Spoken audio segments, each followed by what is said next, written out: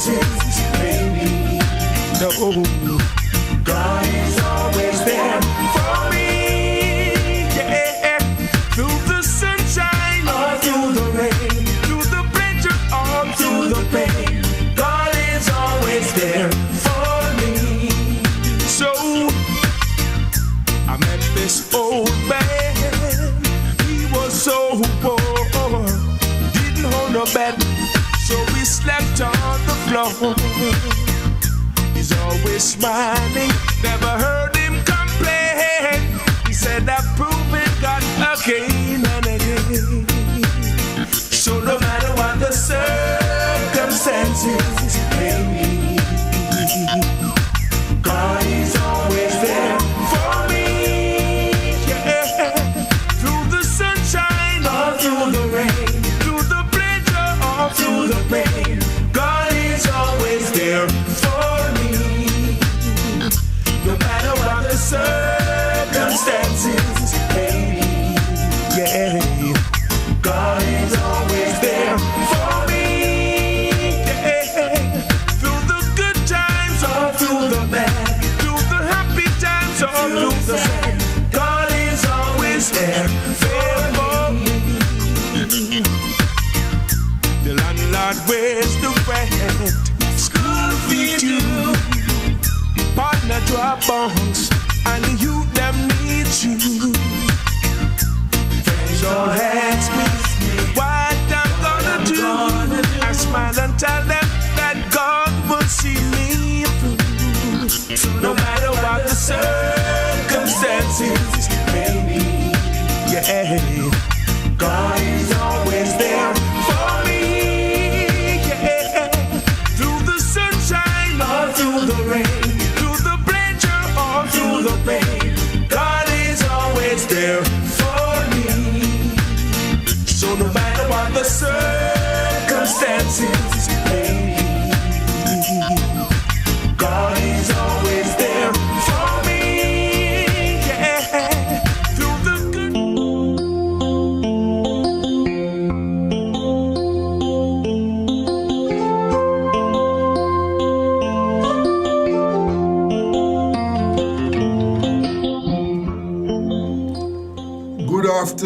Good afternoon to all my visitors and all my viewers and listeners and visitors. Yes, this is Rebel Radio. Good afternoon. Today is Wednesday. And remember, today is when we have our big program, our Eyes on the World. And we are going to start this evening. By the way, yesterday, all my listeners and viewers who should be aware now that the Prime Minister was sworn in for the third term. Yes. And we are going to be looking at what should be the priorities of the new administration. Yes. But we are going to start this evening. Sorry. We want to continue program we started last week, Wednesday, and we were talking about investments. As you know, one of the priorities of this new administration must be to grow the economy. Yes, we have to do that.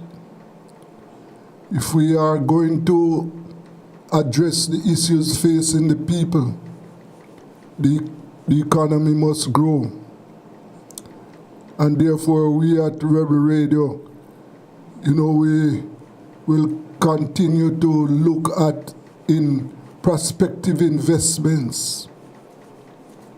And we know one company, the Wellspring Investments Limited, they are thinking of investing in Jamaica, in housing, in agriculture, and in other areas. We are going to continue that discussion we had last week with Stephen Clark, who is one of the executives of Wealth Spring Investments. Stephen, good afternoon to you. Yes, good afternoon to you and your audience. It's good to speak to you again. Right. So, as we started the discussion last week, and one of the areas you touched on last week, Stephen, which I find it to be interesting, and that is the possibility of converting waste into electricity. I can tell you why, because we that is an argument that came up sometime in Jamaica, but it never materialized. And you last week told us that your company was thinking of introducing that technology here. Yes. Could you just enlighten us again? How this? Yes, of course. Yeah, of course. I mean, congratulations on your new Prime Minister being elected for a third term. That is a phenomenal achievement. Yes. And I would comment that given the commitment the government has at a policy level on renewable energy transition, and I can come back to the financial benefits, the economic benefits in a moment, but given the commitment, we're very excited to be working with Jamaican community on renewable energy. There are billions of dollars to be saved by the transition to renewable energy, and I won't go into that in any detail here, but there's significant benefits in this transition, and you've set aggressive targets to pursue a net zero by 2030. I read that you want to achieve a 50% penetration of renewable energy, and so we're ready to support that strategy and accelerate that transition as we are slightly behind the curve. Well, Jamaica seems to be slightly behind the curve, so we can accelerate that using new technology and the things that have changed over the years. And I note your point that you've attempted or had a look at converting waste to energy in the past. The exciting things that have changed is that new technology, the old way, or actually the current way across the world, is to literally burn the waste to generate electricity. You burn the waste, heat the water, create the steam, spin the turbine, generate electricity. But actually the emissions from that process can be as bad as burning coal. And so although it gets rid of the waste, it moves some of the problems to other parts of the ecosystem. Whereas the new technology that's emerging, which is really good, is this emission-free type approach to transitioning waste. So converting the waste, breaking it down to a molecular level using plasma, and then converting that waste to useful gases such as methane and hydrogen for use either as power generation or using it in transport and other applications, chemical production, for instance. But yes, new technology will enable us to convert the landfill to pastures and fully remediate the landfill, and also move that waste into recycling, and that waste that we can't recycle or upcycle, convert that to a gas which we can then convert into useful products, as I say, such as hydrogen, sustainable air fuel. Tyres, for instance, I think I mentioned this last week. Tyres, horrendous waste product. They're just piling up decade after decade because they don't rot. We can convert those tyres into useful products, carbon black, waste steel, and sustainable air fuel. So the future is really good for converting waste to energy and other useful products. Okay, no, that is good news. Good news, and I am sure that is an area that will be welcome in Jamaica as we try to progress, and to convert into renewable energy. That is something that we we have an interest in, because one of Well, yes, also, Desmond, I was going to say, let's not lose sight of the fact that we're also aiming to convert what today is a cost centre, collecting and throwing waste into a landfill and managing the landfill, converting it from a cost centre to a profit centre. right. So we take the waste, convert that into products that create economic advantage. And the other extension to the economic advantage is that we have a vision of creating a centre of excellence in Jamaica, so that we can then provide services to other Caribbean islands to help them deal with their landfill as well. That is excellent, because one of the issues facing Jamaica, and I know it is facing other Caribbean islands also, is the cost of energy. Yes, cost of energy is a big issue for us here. We need to reduce our cost of energy if we are going to improve and increase production. So I'm sure that area is an area of interest for us. Yes. It will be. The percentage of energy generated by fossil fuel-based systems is, I believe, in the 85 to 90% market proportion. And so Jamaica, like many of the United Nations SIDS, is linked directly to the economy, the fossil fuel economy, which is unreliable. And your inflation and your costs are out of your control if you continue to rely heavily on fossil fuel for energy generation.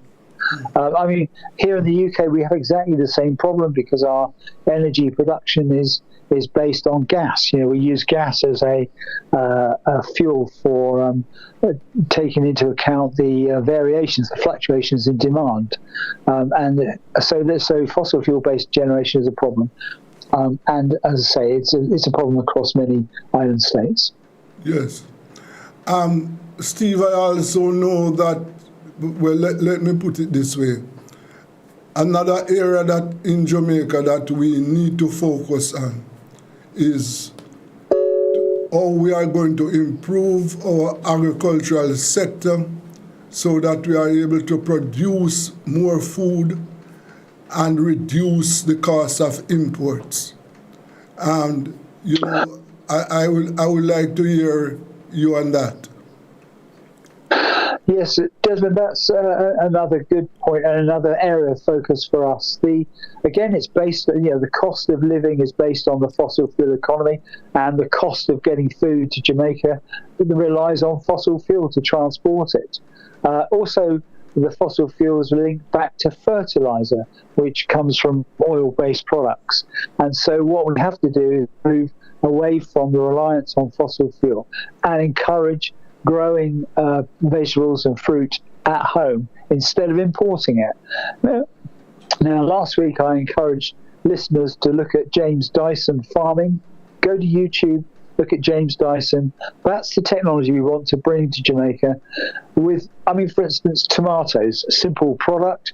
But if you bring them into our glass houses and using hydroponics and homemade fertilizer, organic fertilizer, we can increase harvesting productivity some 3.5 to 4 times. So we can get about 4 harvests a year from the tomato plant, and consistent quality and consistent taste.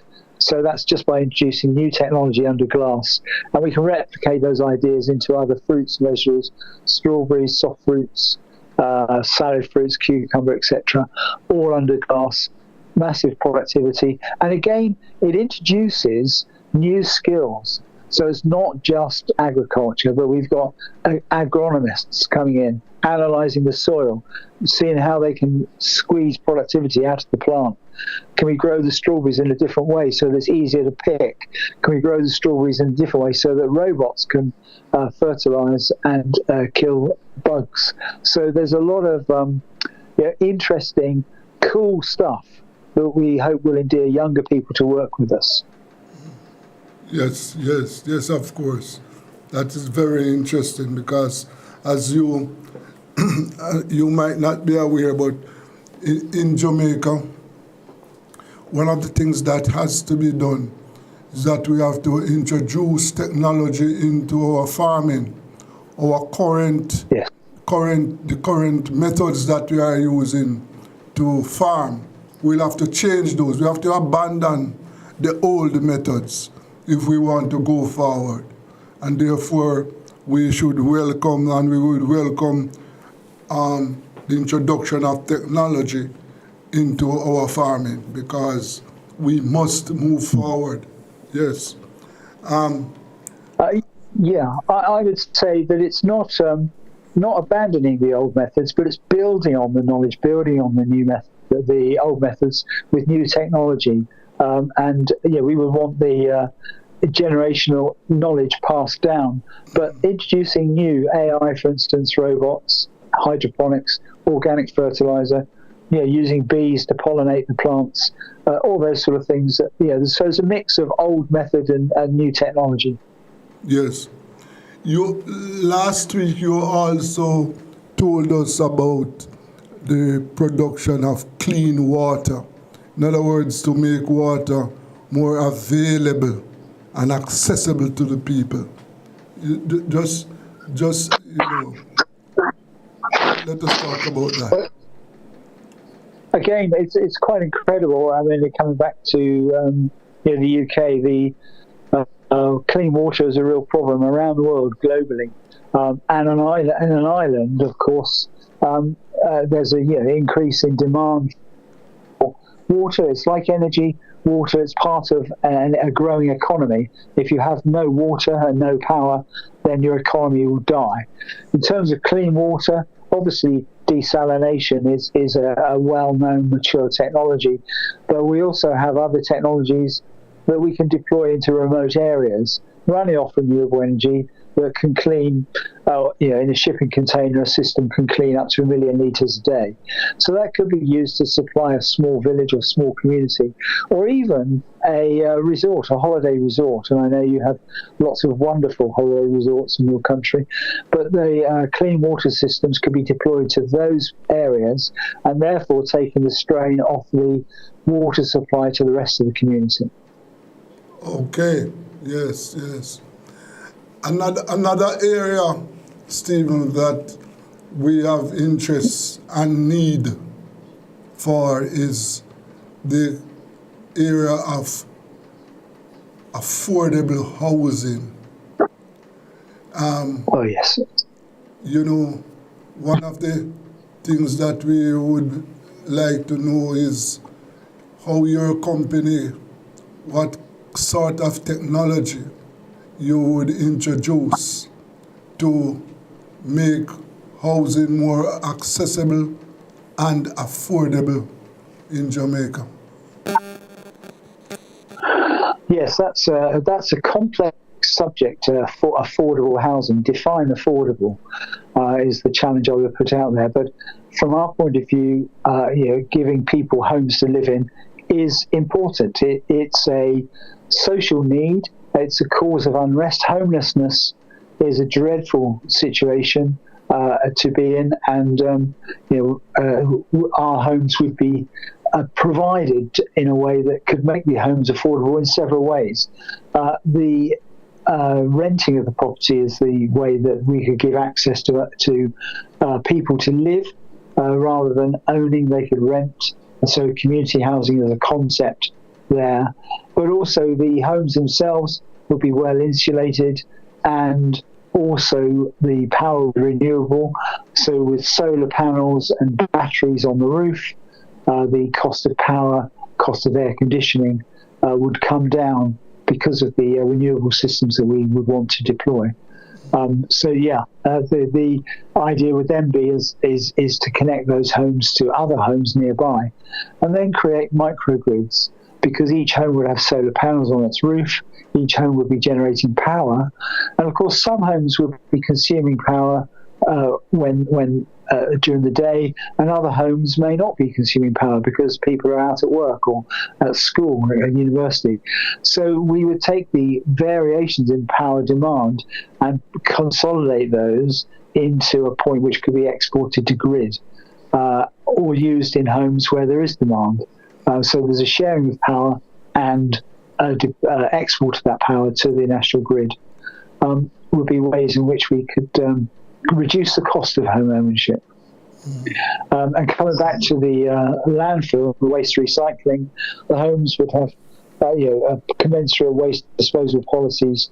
I don't know what the current policy is, but we would seek to put a concept of 3 bins as food waste, recyclable waste, and household waste. If we can get those sorted at source, then that would make the cost of transitioning the landfill to a lower cost to transitioning the waste that goes to landfill. Mm-hmm. Yes, sir. That is absolutely necessary for us in Jamaica. Yeah. Yes. You could tell us now, sorry, just go back a little and tell us, about the other crucial areas that Wellspring would be looking at, and give us some timetables. Well, the areas we want to look at is we want to reduce the cost of energy to the nation, and transitioning. The estimates I've seen from consulting studies indicate maybe around a $12.5 billion saving in energy costs across the system if we achieve the net zero goals the government has put down, and their timescale are 50% penetration of renewable energy by 2030, and I don't know whether the new government will look at that timescale and revise it, but we're not very far from 2030. So there's a big chunk of savings out of the economy by transitioning to renewable energy, and of course that starts to disconnect Jamaica from the supply agreements you have with Venezuela, for instance, and reducing the cost to make it more affordable. But the key things are food, energy, waste, and water. Actually, the tenets of life, and the fact that energy is so expensive, food is so expensive, the water needs cleaning, and landfill is in a dangerous situation. They all present existential threats to the community of Jamaica, and that's what we need to aggressively address. 2030 is one timescale, and I think remediating the landfill sites in the next 10 years should be possible. Mm-hmm. Okay, yes. And as it relates to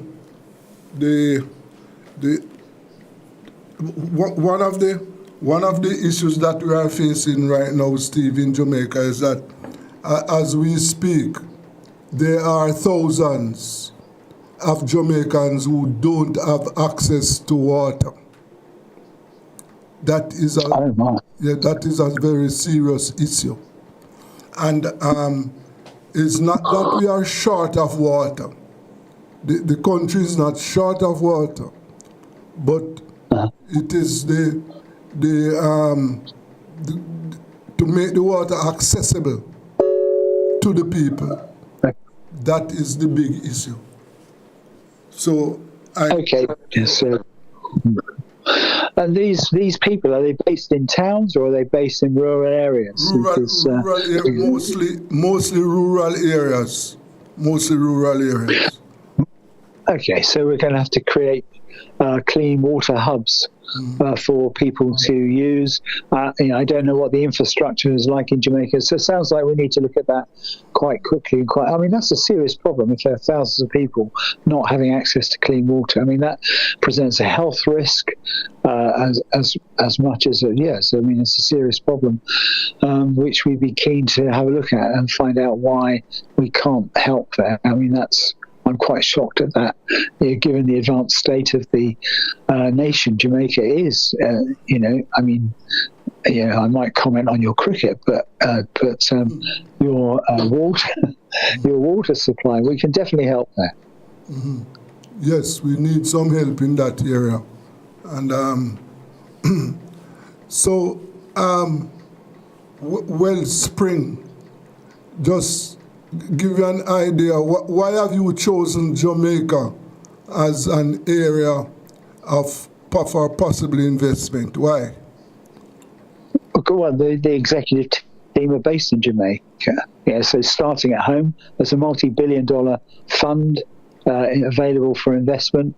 As I say, the executive leadership team is based in Jamaica, and what better place to start? You know, it's one of the biggest economies in the Caribbean, and we can use that as a base to expand across the rest of the Caribbean. In fact, Richard McCarthy and I are working on projects in other parts of the world as well.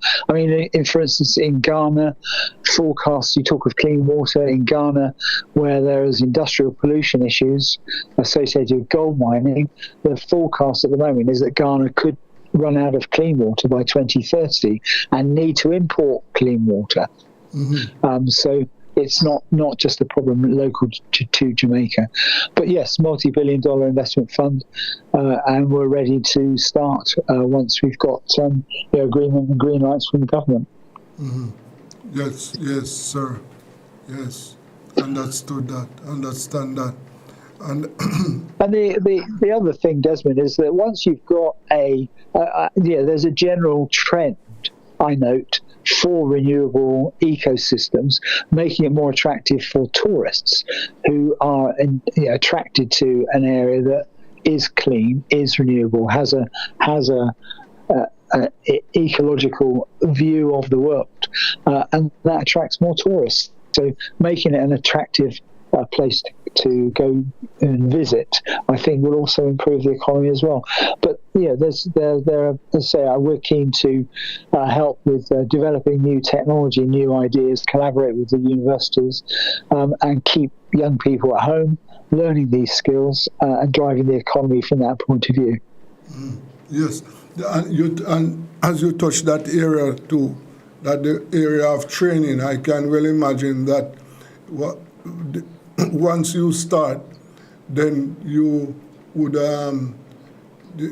your technology, it's something that you would Jamaicans, in other words, you would also see what you call a technology transfer, because of the fact that you would be training Jamaicans to use these technology and so they'll be in a position to use and service this technology. Am I right? Yeah. There's a couple of points here. First of all, we want to create a sustainable business.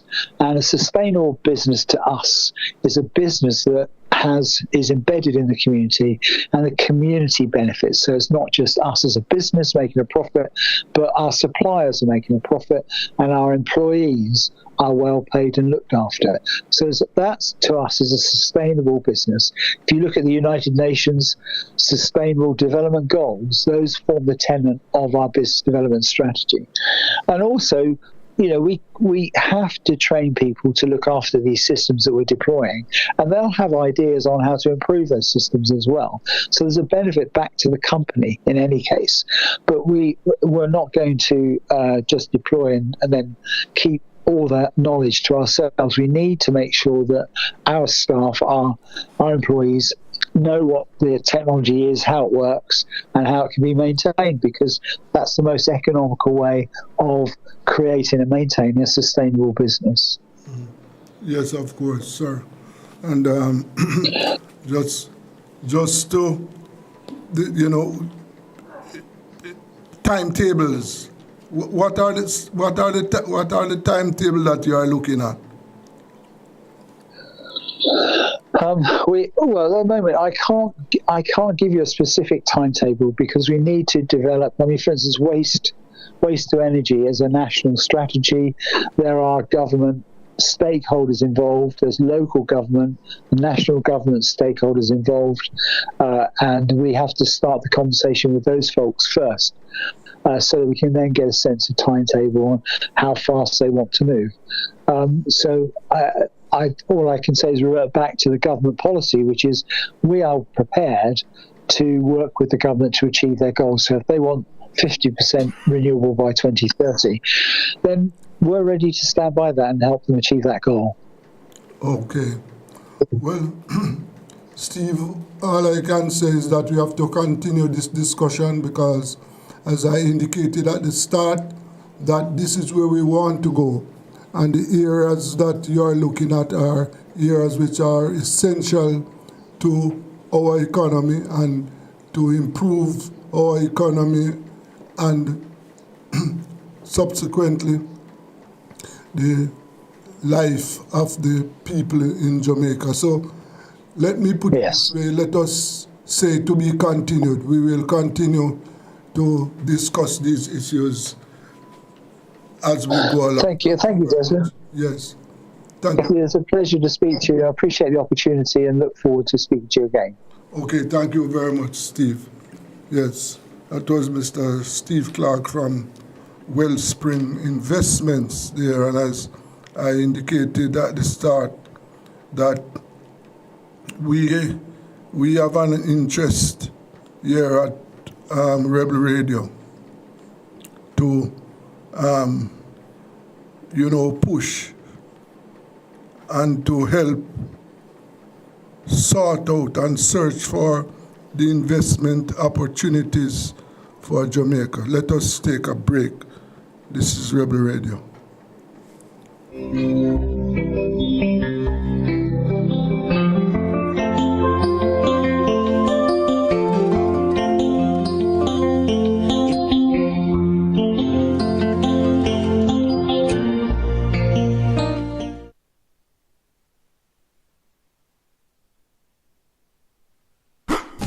It's the Everybody Sale at New Budget Supplies. Do-it-yourself professionals and contractors. This is the sale for you. Lumber, steel, dress and form ply, water tanks, pumps, PVC pipes and fittings, toilets, bathtubs, vanities and basins, windows, paint, doors, floor and wall tiles, thin sets and grout. Up to 20% off selected items. 195 Hagleyburg Road. Telephone 923-4560. New Budget Supplies. Always the best prices.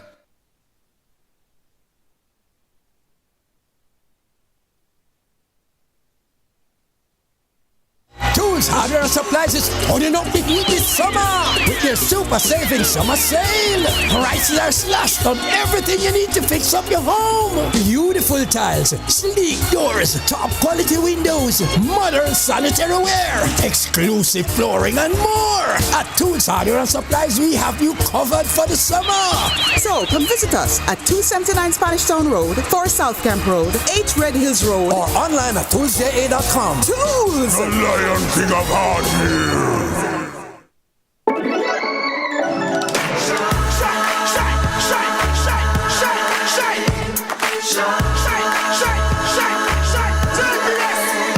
Oh, Jamaica rise, we're built with fire, passion and vibes, and through it all, there's a glow inside. Let's keep our shine alive. From the market to the factory floors, from the hillside green to golden shores, we're reaching heights, our energy that lights the sky.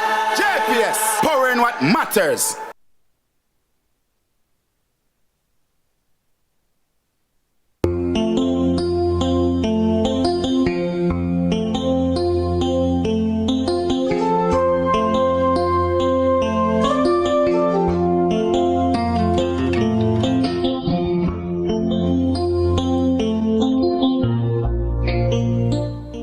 Yes, welcome back to Rebel Radio.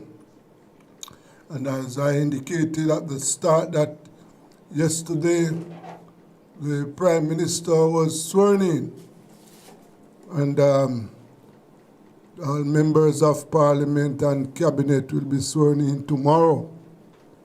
Yes. Well, you know, new government in power. This government is now serving its third term. And what are its priorities? What it is going to do to improve the lives of the Jamaican people? Those are some of the issues that we have on our agenda.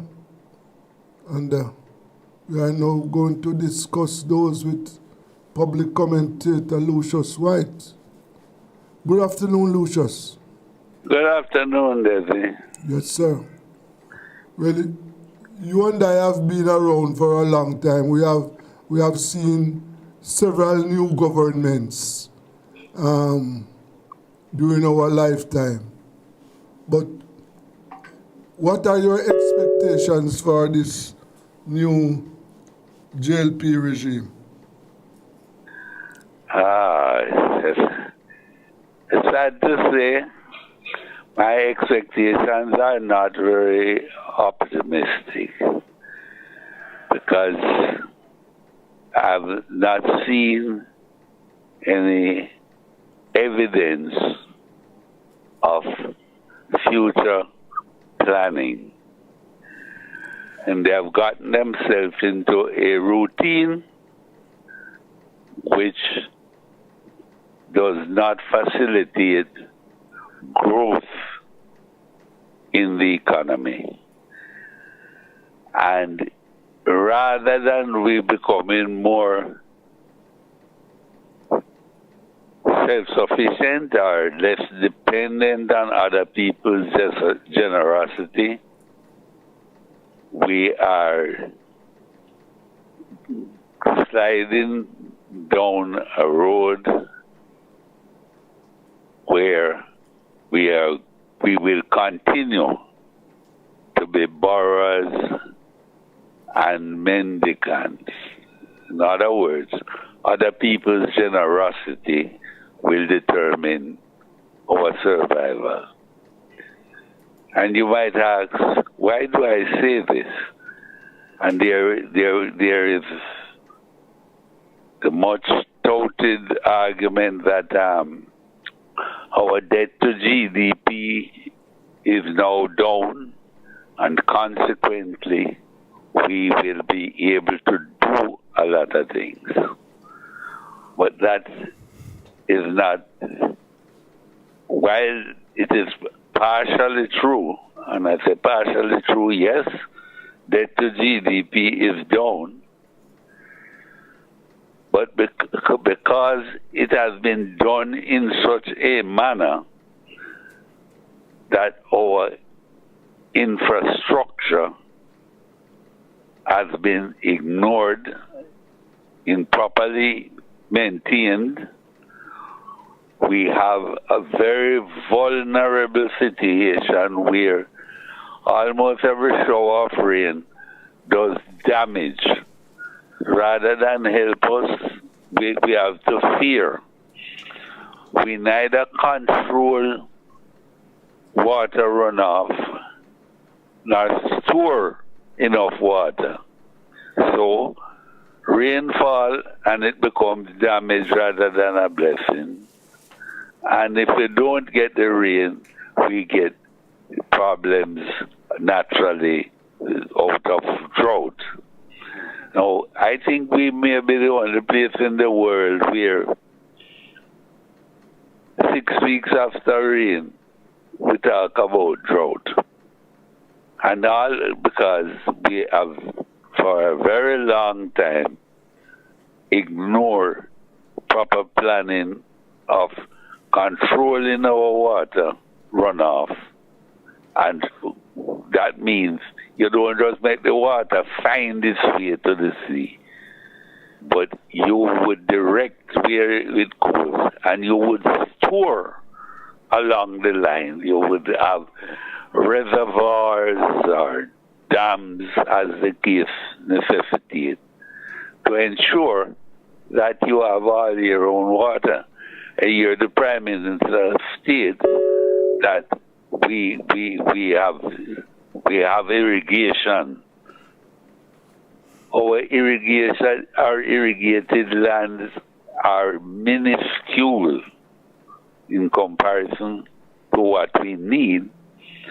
And the irony of it is that in spite of opportunities to improve situation like the monies which we got from Britain to do the Essex Valley project.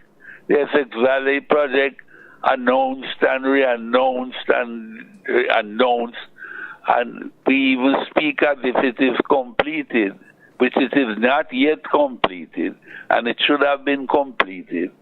And so it is still under things to do. We speak about Panassus irrigation.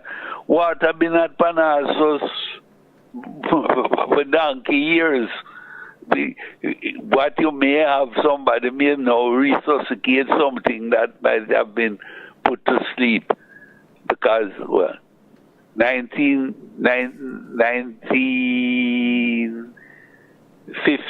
1960s, the whole of here, when there was the cane expansion, most of their cane lands were properly irrigated, the irrigation is available. But no, we talk and talk and talk as if they have been doing things. We have done very, very little.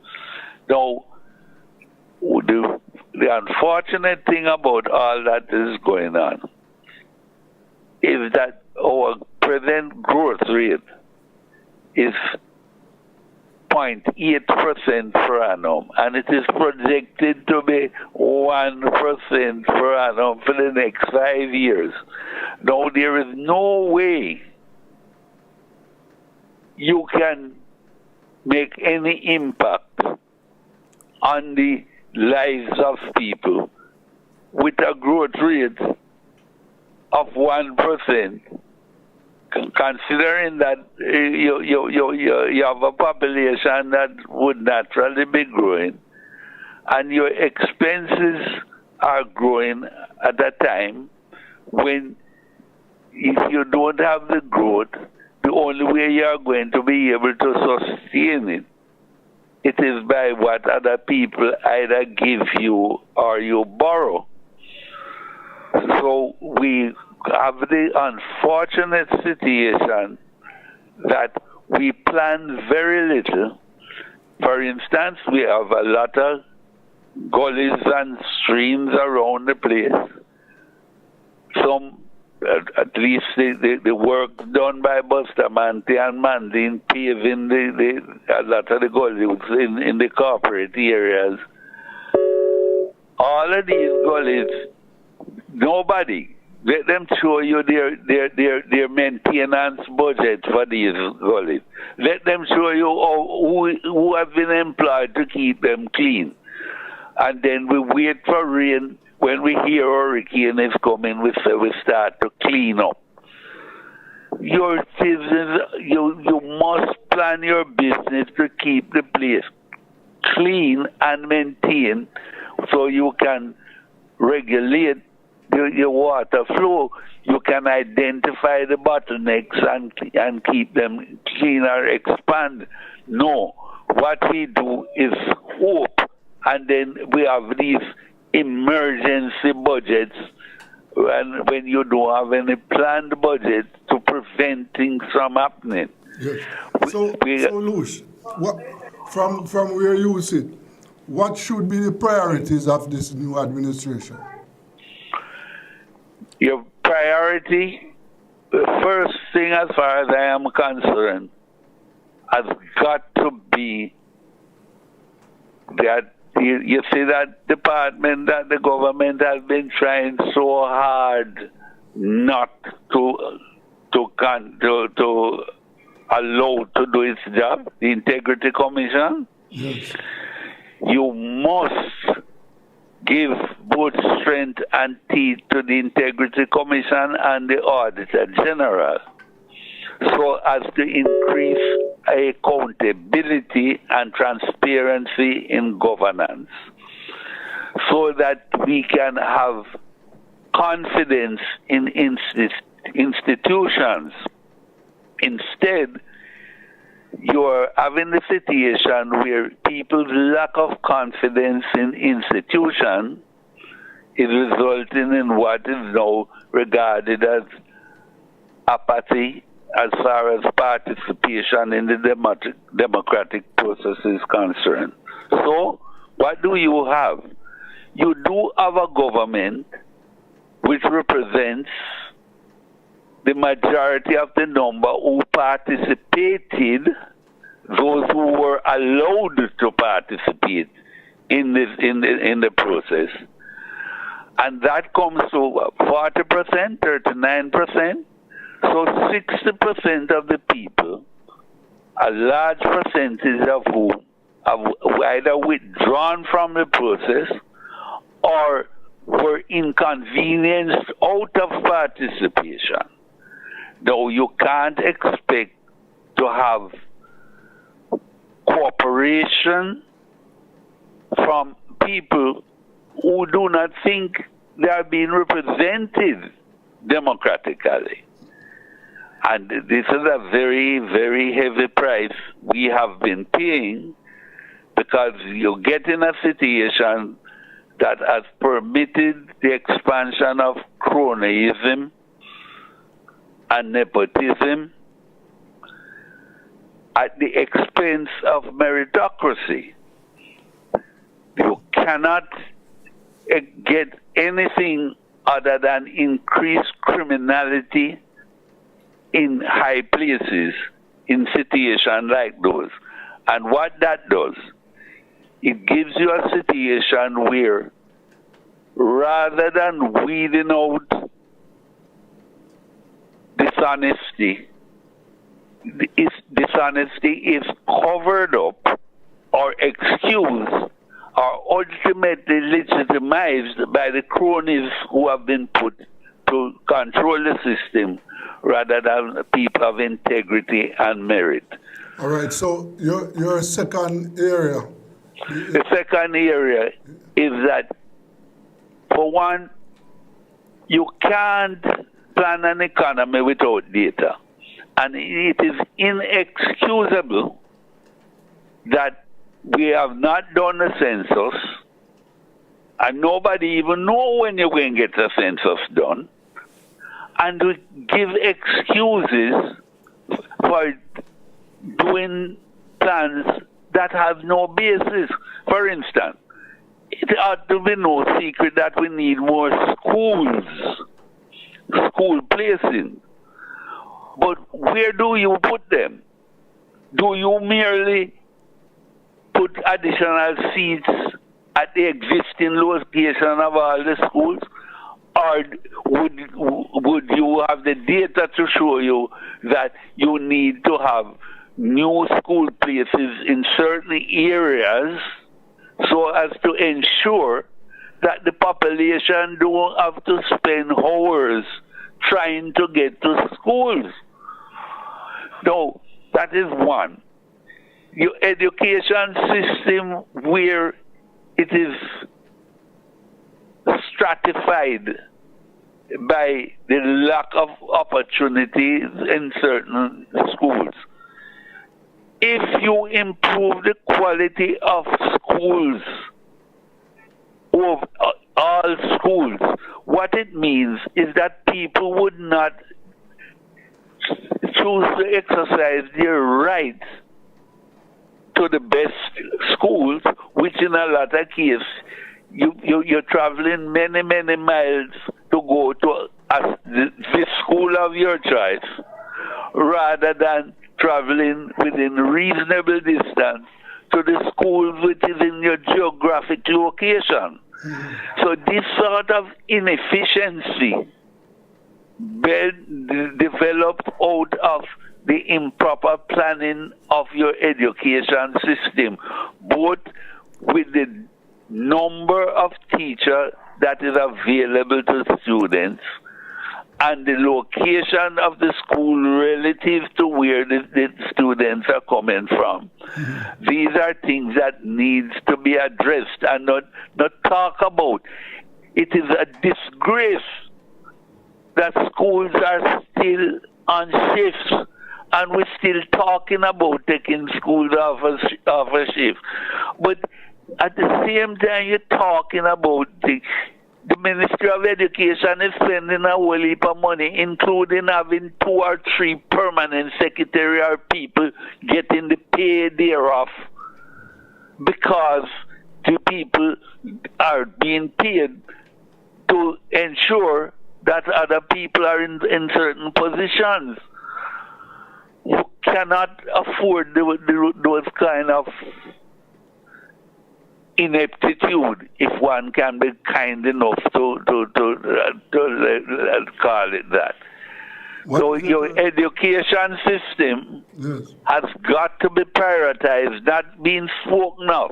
And don't tell me about the amount of money you throw at the system, because it is not only the amount of money you throw, but it is how much are you getting for it. In other words, if you cannot properly account for monies being spent, then just like is happening in the health sector, where billions of dollars are spent and no accountability, and you have the situation where, although the government is boasting of its prosperity and how it has corrected all kind of things in the system, doctors are not being paid, and we hear that there is a glitch in the accounting process that's supposed to look after the people's pay. So all of these, the priority of the institutional integrity, which means, as far as I am concerned, the Integrity Commission and the Auditor General's departments must be strengthened. And two things: the law concerning the monopoly of prosecution as the function of the DPP must be amended.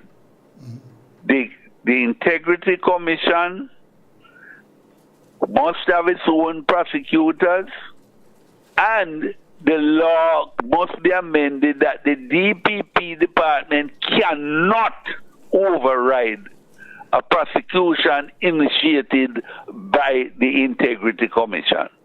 They are clear, they must have all the powers that they have over criminal cases, but excepting any case initiated by the Integrity Commission.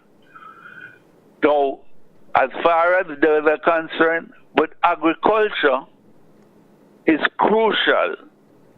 We must increase our agricultural production. Don't talk of it and give the public fictitious statistics telling you how much agriculture grow.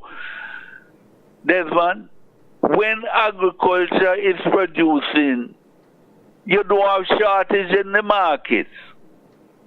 Though one finger of banana is over $100, and you tell me this is Jamaica, and we importing banana products because of the lack of production of bananas, because hurricane did blow down some banana. You see, all of these things are things there. Because you are not producing, you import. And when you import, you need foreign exchange. No, we are not earning the foreign exchange, because people may not know this, but remittances give to Jamaica twice as much money than the much vaunted tourism that get all these help that they get in. The net proceeds from tourism is a half of what the remittance money come in. And what do you find? Because certain people get benefits out of importation, things are so manipulated that your school feeding program, which should be developed out of the products of local agriculture, is more sustained by using imported products. And people give excuse and justification and rationalization, but it is plain insanity, and it is an insanity that helps to perpetuate the poverty that will continue to haunt us as long as we refuse to produce and produce efficiently. Yes, sir. So that goes as far as there is concerned. And there's a matter of energy.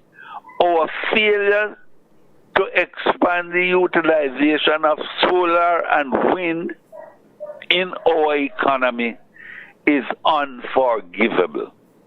Not only the fact that it will continue to haunt us. There's absolutely no reason why you can have so much water in the plains of St. Elizabeth and Manchester and Westmoreland, and the areas and the plateaus, you don't have any water because of the cost of pumping the water up to where you need it. When Master God give a whole heap of sun and whole heap of breeze, and what we need to do is to plan our things properly, and you can utilize the wind and the solar to pump the water to the elevations that you need it without involving the cost of energy, which is now being done by fossil use.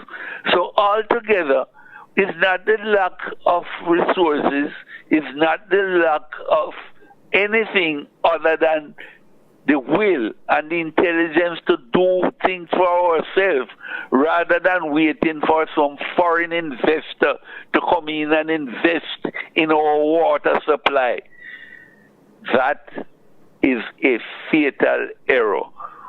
Your water is something that you are to control, and it is something that you must be intelligent enough to use the available technology that allows you to get it at no cost other than your capital expense. So we can do a lot of things, and they must be done with urgency, but it takes planning. Because when you hear the announcement of everything being a priority means that there is none. Priority means selection, identification of certain projects, and put it in front. When you fail to do that, you are not doing anything with the urgency that the situation requires. Jamaica can do a lot better with what it has. There's an absence of planning, and because of the desperate effort to cover up, let us call it ineptitude or dishonesty that prevail. Because I can't think of any country in the world where 10 people in prominent places inside your government are under investigation one time, and there's only one of them we know of officially. So there is the possibility that a number of people who are under serious investigation have been re-elected and basically given the mandate to correct a situation to keep themselves out of prison. So you will get like the people in Israel has experienced, where Netanyahu to keep himself out of prison with virtually walking and joking down war all around the place. So you must recognize how important it is that this matter of the integrity in governance be taken as a serious matter. And Bruce Golding has made a statement which I think everybody should read and look at and re-examine the necessity and urgency to have the matters involving the people in governance being properly investigated so as to restore the integrity, restore the confidence that people need in the governance of the country. Thank you very much. Thank you very much, Lush. These are ideas that we must look at. We must. Very critical. Well, to be continued. Blessings. Thank you very much. Right, your blessings to you. Yes, that is public commentator, dear Lucius White, telling us about what should be the priority of this new administration. And he made some useful comments there. We must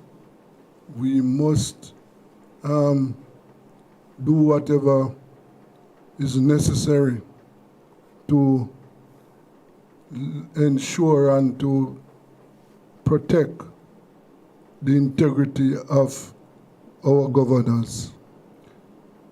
Let us take a break. This is Rebel Radio.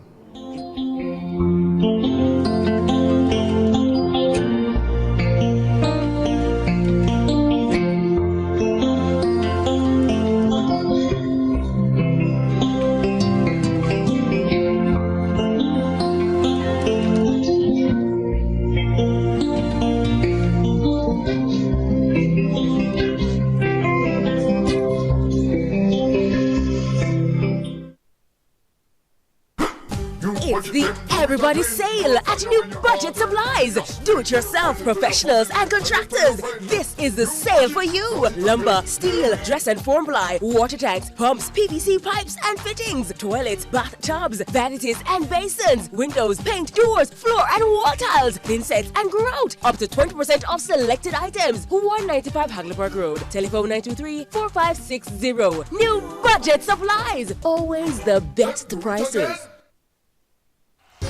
Tools, hardware, and supplies is turning up the heat this summer with their super saving summer sale. Prices are slashed on everything you need to fix up your home. Beautiful tiles, sleek doors, top quality windows, modern sanitary ware, exclusive flooring, and more. At Tools, hardware, and supplies, we have you covered for the summer. So come visit us at 279 Spanish Town Road, 4 South Camp Road, 8 Red Hills Road, or online at toolsja.com. Tools! The Lion King of Hardware.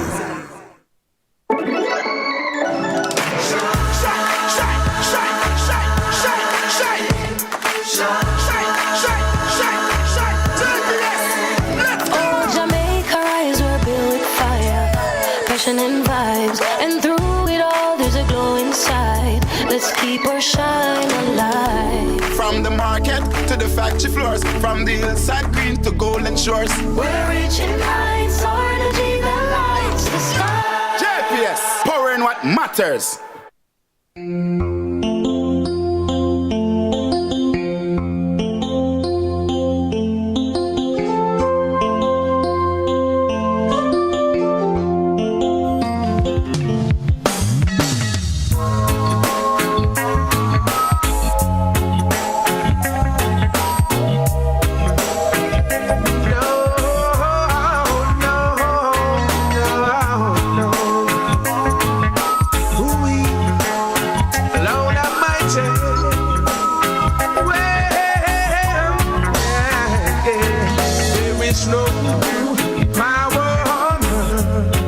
Separate me from your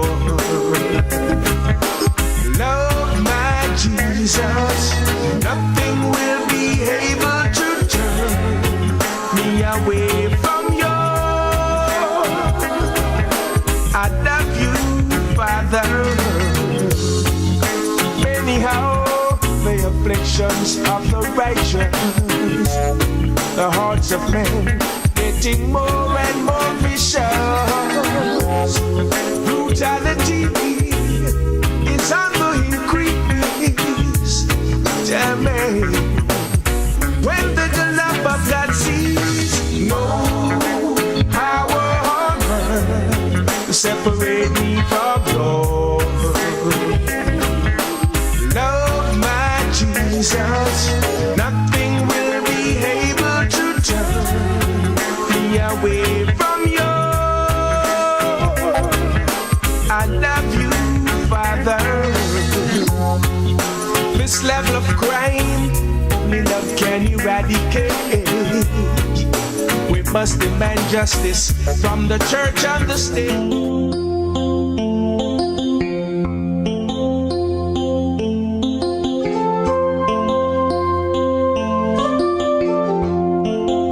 Welcome back to Rebel Radio, and we are going to skip over now. We are going over to 80 As you know, we at Rebel Radio, we have to keep in touch with what is happening.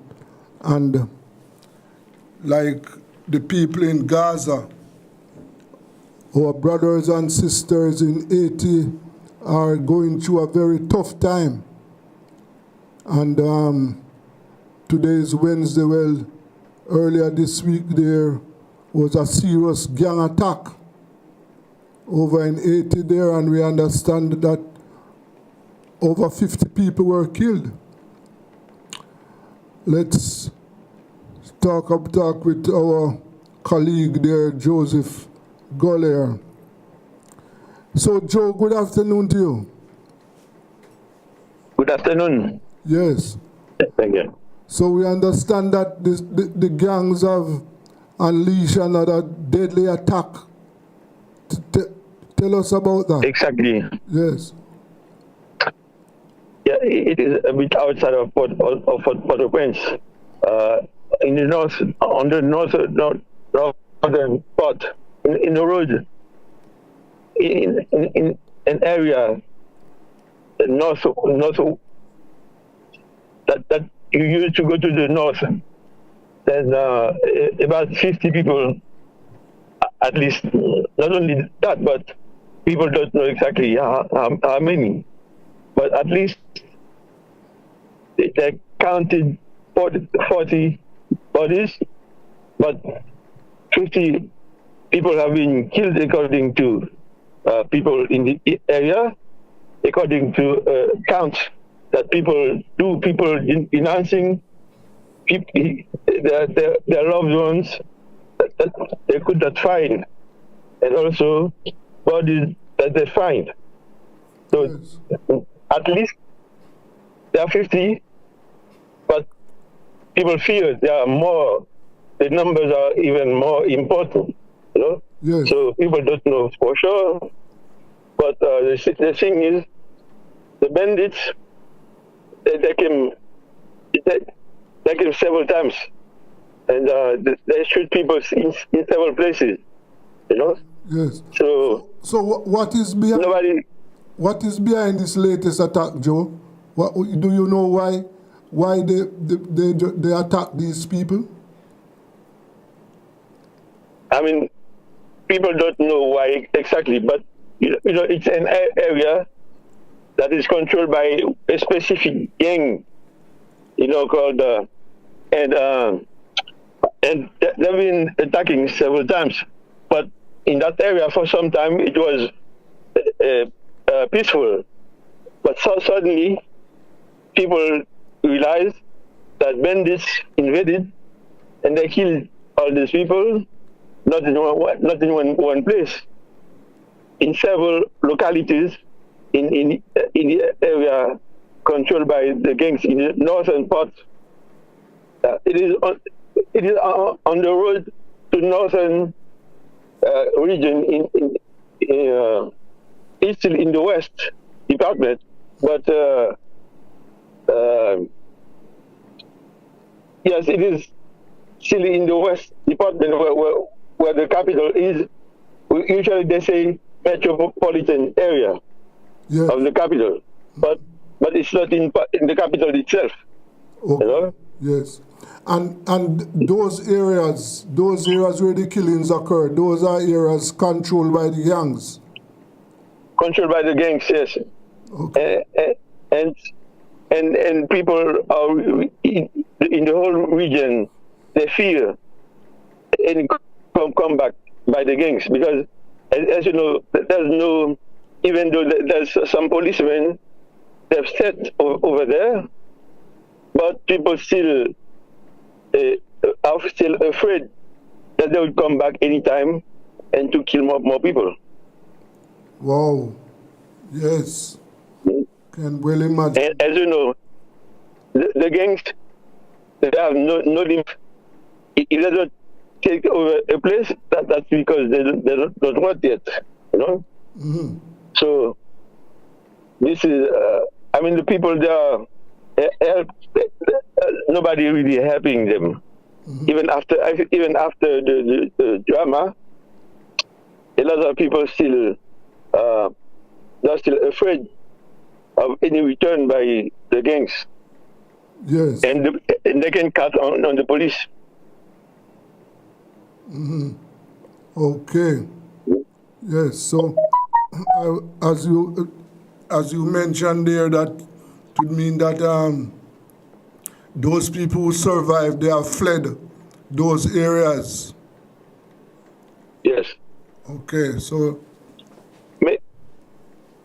I mean, as you know, even more people could have been killed, because when it happened, the population fled.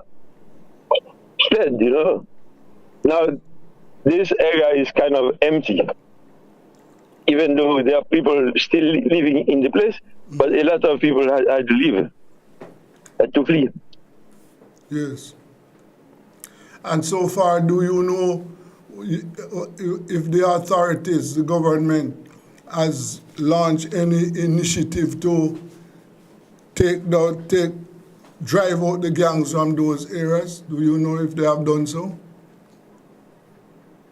I mean, nobody believes in that, even though they say that the government issued a communique to say that sorry they are, what they'll do, but people don't believe anything will happen, because every time the government say that, but in fact the gangs are in control. Mm-hmm. Yes. So Joe, just give my listeners and viewers an understanding of, let us say, the capital, Port-au-Prince. The capital now, is it, what percentage of the capital is controlled by the gangs? Well, what did you say? The city of Port-au-Prince, the capital, what percentage of that is controlled by the gangs? Most part of the capital, most is controlled by gangs. It's only a little part. I would say, some people would say 10%, 20%, 20%, and not more than 30%. Mm-hmm.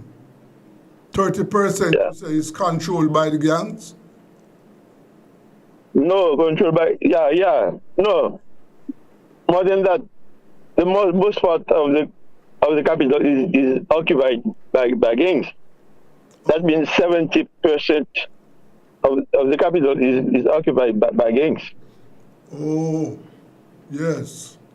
And yes, so that those areas you say now, the people in those areas are not free. No, of course not. You know, lately, gangs have called on the population to come back to the places, but people.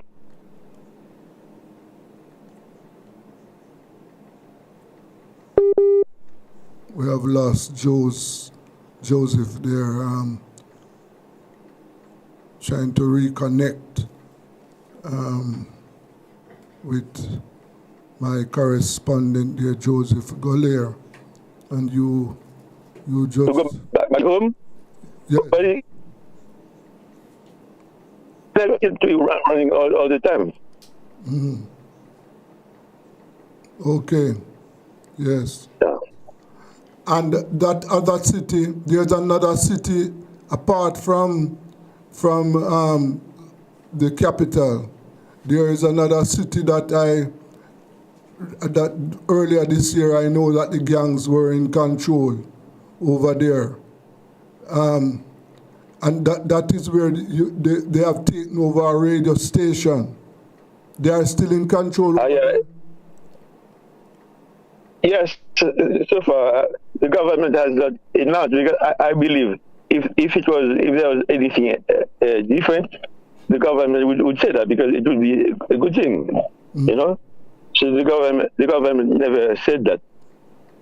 Yes. That means the bandits, they still occupy Mibale, the central plateau in the central region, and there's no new announcement on that. Mm-hmm. That means the gang are still in control. Yes, yes. So, as we speak, Joe, you can safely say that the thousands of Haitians are under siege at the moment. The gangs are in control of thousands of Haitians right now. If that, what? Once again. No, I'm saying that the gangs, you can safely say that the gangs are in control of areas where thousands of Haitians are living. Exactly. Yes. And as I said several times ago, already, now it is gang rule in Haiti. Gang rule. Yeah, if they don't do something, that's because they don't want to. Mm-hmm. Yes, sir. I can well imagine. Life is tough. When was the last time have you spoken to our other colleague who is in Cuba? How is he doing? No, he's still in Cuba. Mm-hmm. Yeah, he's waiting for the government to. I mean, I did not speak to him lately. He called me today. Yes. But I was in something else. I told him, let's talk again. But there's no news. I mean, I have to talk to him again. Mm-hmm. But lately, there was no news lately. But I will talk to him because he tried to call me. Yes. I did not have a chance to talk to him. But shortly, I will call him to know what's new. Mm-hmm. Okay. Well, we have to keep in touch, and as you say, that the area is very tense now. So, thanks very much for your time, and we will keep in touch. Yes, and also on my own situation. Yes. I'm planning to leave the country because usually I stay at a friend's. I don't sleep anymore. So now in the area where I took refuge, there's a lot of shooting all the time. Yep. Even now, you know. Mm-hmm. So I'm trying to leave in the coming days. I'll let you know. Okay. All right. Thank you very much. You're welcome. Okay. Yes. Yes. Well, as you know, our colleague there, Joseph Gollier, he has been threatened by agents of the state. And as you heard him there, that he's now hiding. Yes. He is not free to move about in Haiti.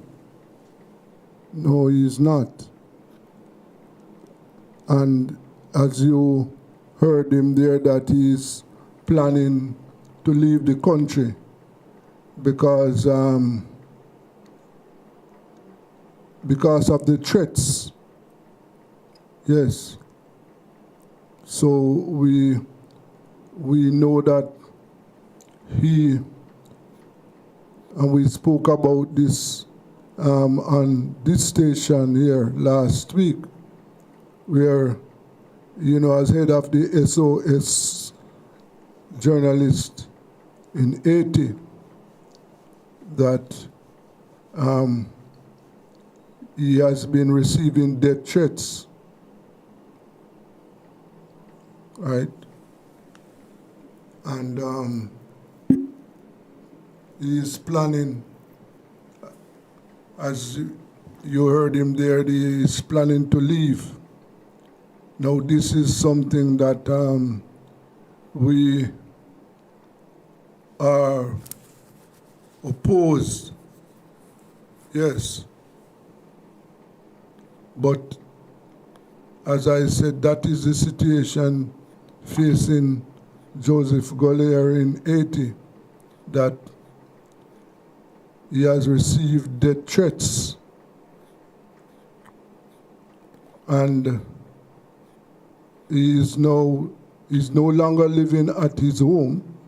No, he has left his home and is now residing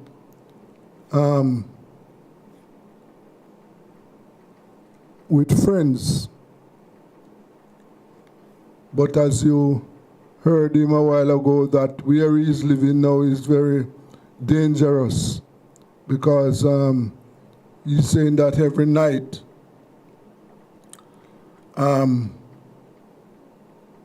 lots of shooting where he is living now. Yes, lots of shooting. So we wish our brother, that his life is spared. But based on the situation there, it is not nice for him. No, not nice. And we here at Rebel Radio are just hoping that he stays alive. But the situation is very dangerous.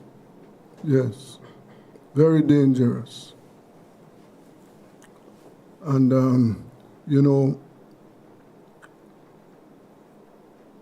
we in Jamaica, so far, we can say that none of us, no member of our profession in Jamaica is faced with those situations. But we know that there are members of our profession elsewhere. For example, we know that in Gaza, over 200 of our members of our profession have been killed. And we know that our colleagues in those areas are faced with serious threat, serious. They are being killed daily. Yes. So we have to be thankful for the environment where we are working, because as we say that in other jurisdictions, our colleagues are faced with serious problems, very serious, right? There is something else that we see where the Americans have including Jamaica as one of the countries that is involved in drug trafficking. Yes. So that is something that the new administration will have to deal with. Yes, because we know that that is something that is very serious and can have serious consequences for Jamaica. because as you know, the Americans have deployed some heavy military machine in the Caribbean area right now, and they say that they are there to fight drug trafficking. So far they have blown up 2 vessels, 2 boats, yes, of the Venezuelan coast, which they claim were carrying drug traffickers from Venezuela. Now, they have not provided us with any proof for that, right? So, now that Jamaica has been, including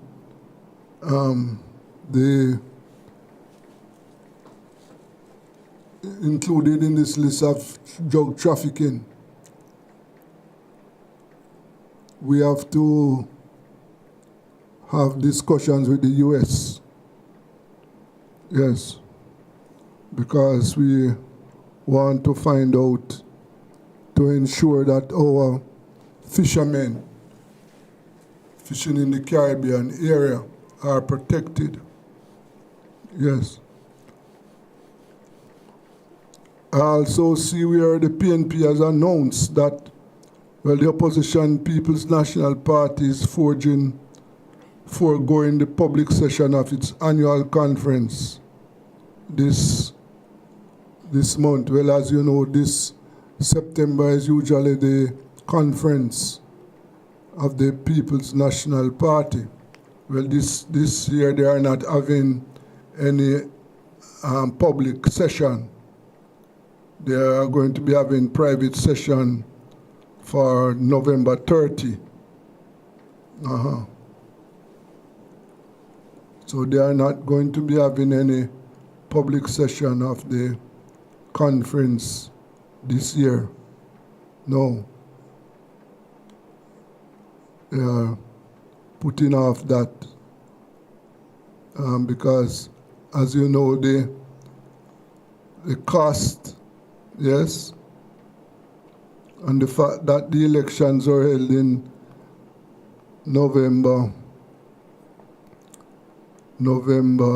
September 3rd, yes, so they have decided that they are not going to be having the public session this year.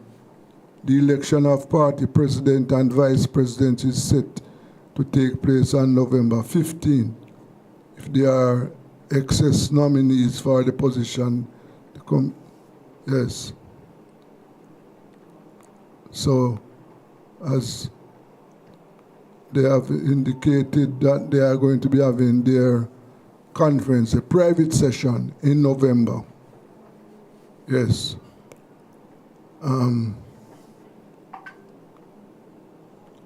And so they are skipping the public session this year. You can well imagine that, you know, the elections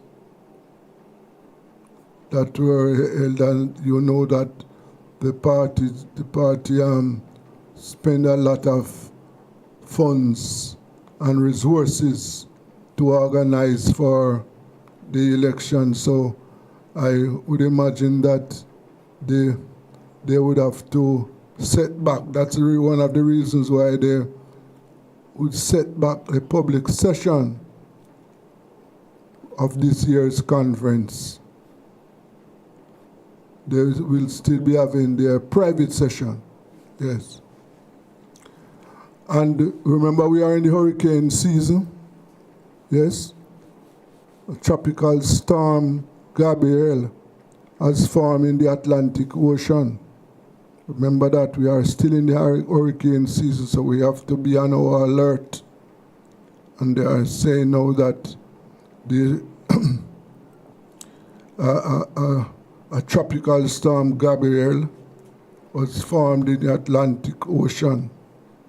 Yes. So we have to keep our eyes out for that and hope that it will not be one of those devastating hurricanes. We hope that, we will be spared this year. We sincerely hope that. No hurricane. The region is under pressure. All right, let's go for a break. This is Rebel Radio.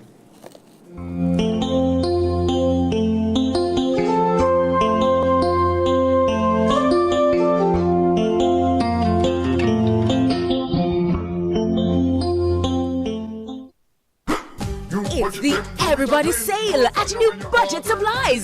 Do-it-yourself professionals and contractors. This is the sale for you. Lumber, steel, dress and form ply, water tanks, pumps, PVC pipes and fittings, toilets, bathtubs, vanities and basins, windows, paint, doors, floor and wall tiles, thin sets and grout. Up to 20% off selected items. 195 Hagleyburg Road. Telephone 923-4560. New Budget Supplies. Always the best prices.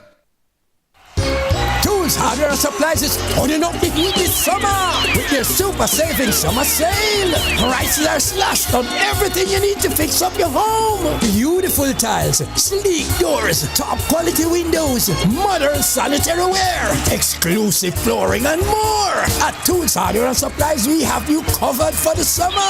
So come visit us at 279 Spanish Town Road, 4 South Camp Road, 8 Red Hills Road, or online at toolsja.com. Tools! The Lion King of Hard Hills.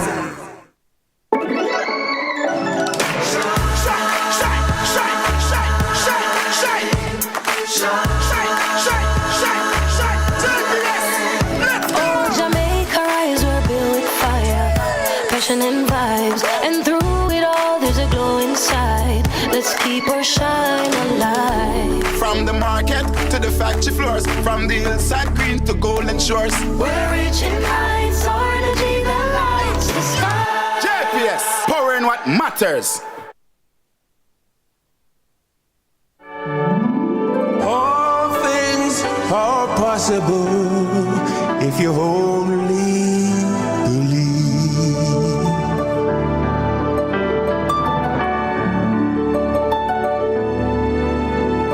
Sitting at home, all alone, wondering what tomorrow may bring. He of little faith, dig deeper within. Healing the sick, he raised the dead, he walked on the sea. He worked miracles if you only believe.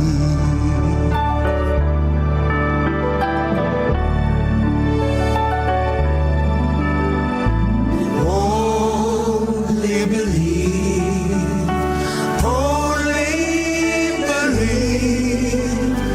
All things are possible if you only believe. Only believe, only believe. All things are possible if you only believe.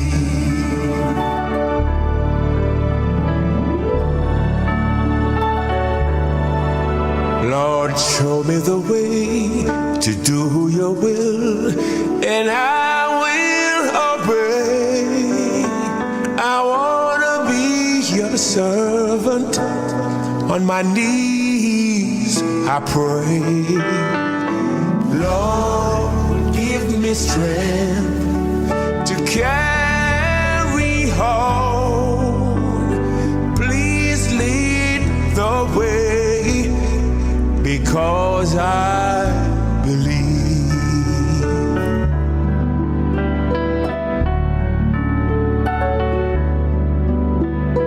Yes, I believe. Oh, I believe that all things are possible if you only believe, only believe, only believe. All things are possible if you only believe.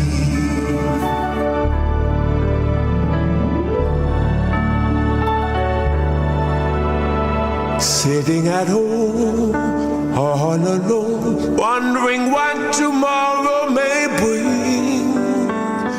He of little faith, dig deeper within.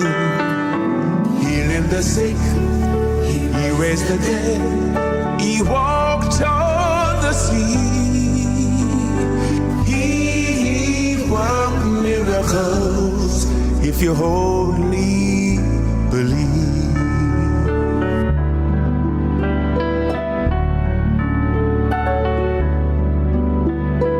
Only believe, only believe. All things are possible if you only believe. Only believe, only believe. All things are possible if you only believe. If you only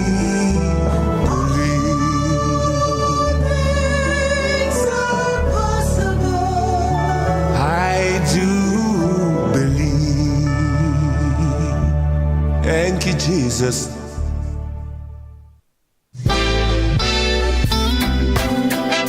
Father God, Lord, your love has made me strong, and for that, I'm all yours.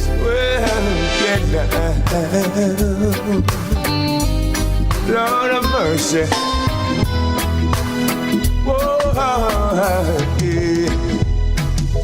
Oh God, I'll never find the words, the Lord, to tell you how I feel, dear God.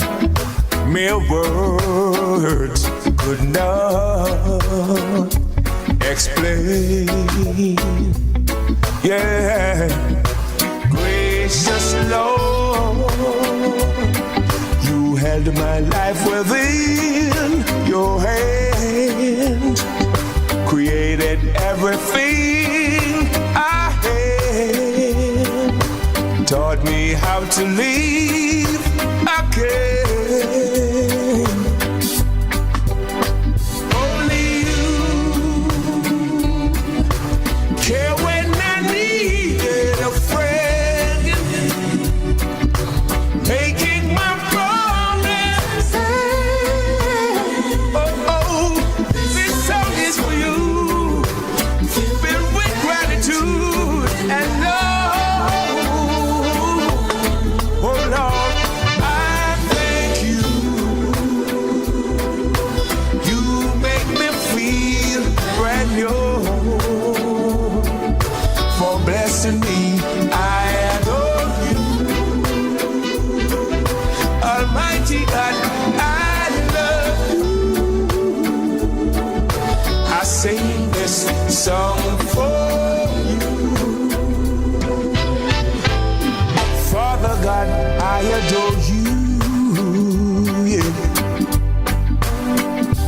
My Lord, whenever I was insecure, you build me up and made me sure. You gave my sense of pride back to me. Only you care when I needed a friend, making my promise. Oh, this song is for you,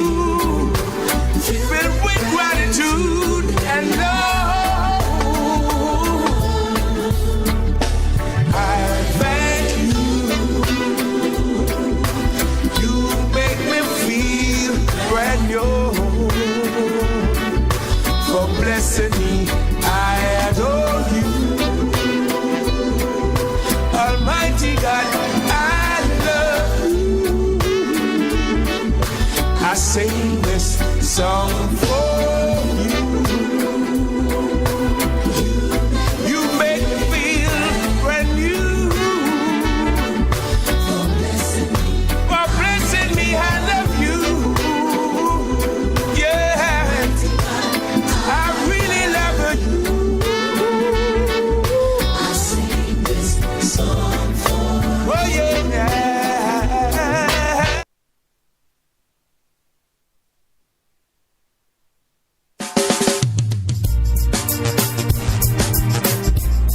Lord, I lift your name on high.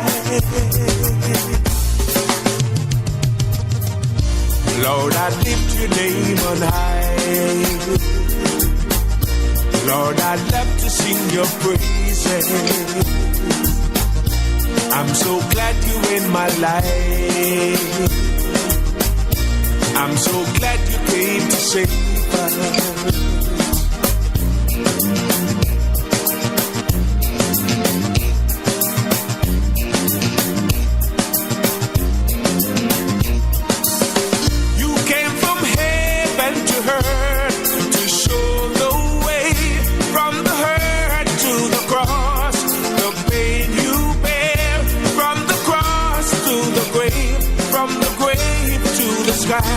Lord, I lift your name on high.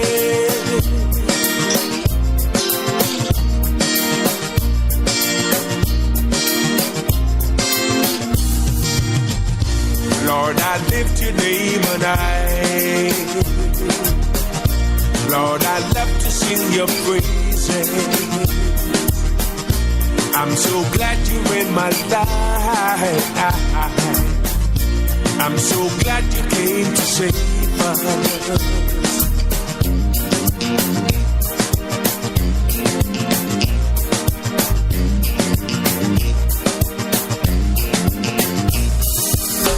You came from heaven to earth to show the way, from the hurt to the cross, the pain you bear, from the cross to the grave, from the grave to the sky. Lord, I lift your name on high. Lord, I lift your name on high.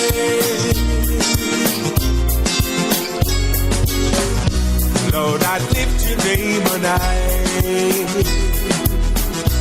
Lord, I love to sing your praises. I'm so glad you're in my life. I'm so glad you came to save us.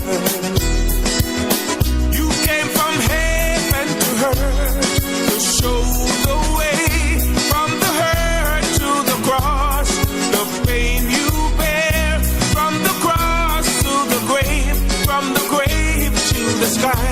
Lord, I lift your name on high. Lord, I lift your name on high.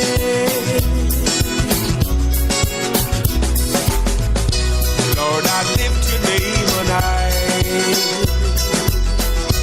Lord, I love to sing your praises. I'm so glad you're in my life. I'm so glad you came to save us. Lord, I lift your name.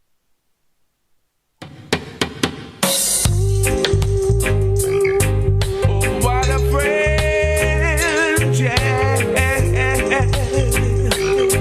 Our blessed Savior. Oh, what a friend we have in Jesus. All our sins and grief to bear. Oh, what a privilege to carry everything to God in prayer. Oh, what peace we often forfeit. Oh, what needless pain we bear. All because we do not carry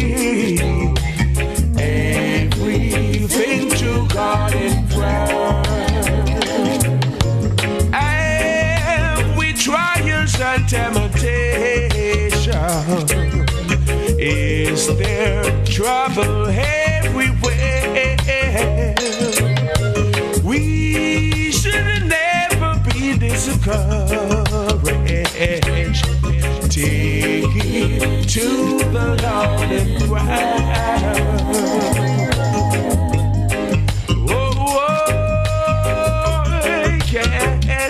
A wonderful friend, a friend in need. Jesus, our blessed Savior.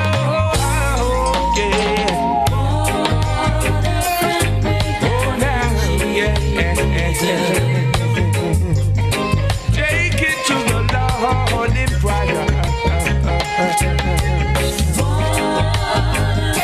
The burden we bear. Happy to know that Jesus cares. Can we find a friend so faithful who will all those sorrows share? Jesus knows our every weakness. Take it to the Lord in prayer. Oh, we weak and heavy laden, cumbered with the load of care. Precious Savior, still have a refuge. Take it to the Lord in prayer. Can we find?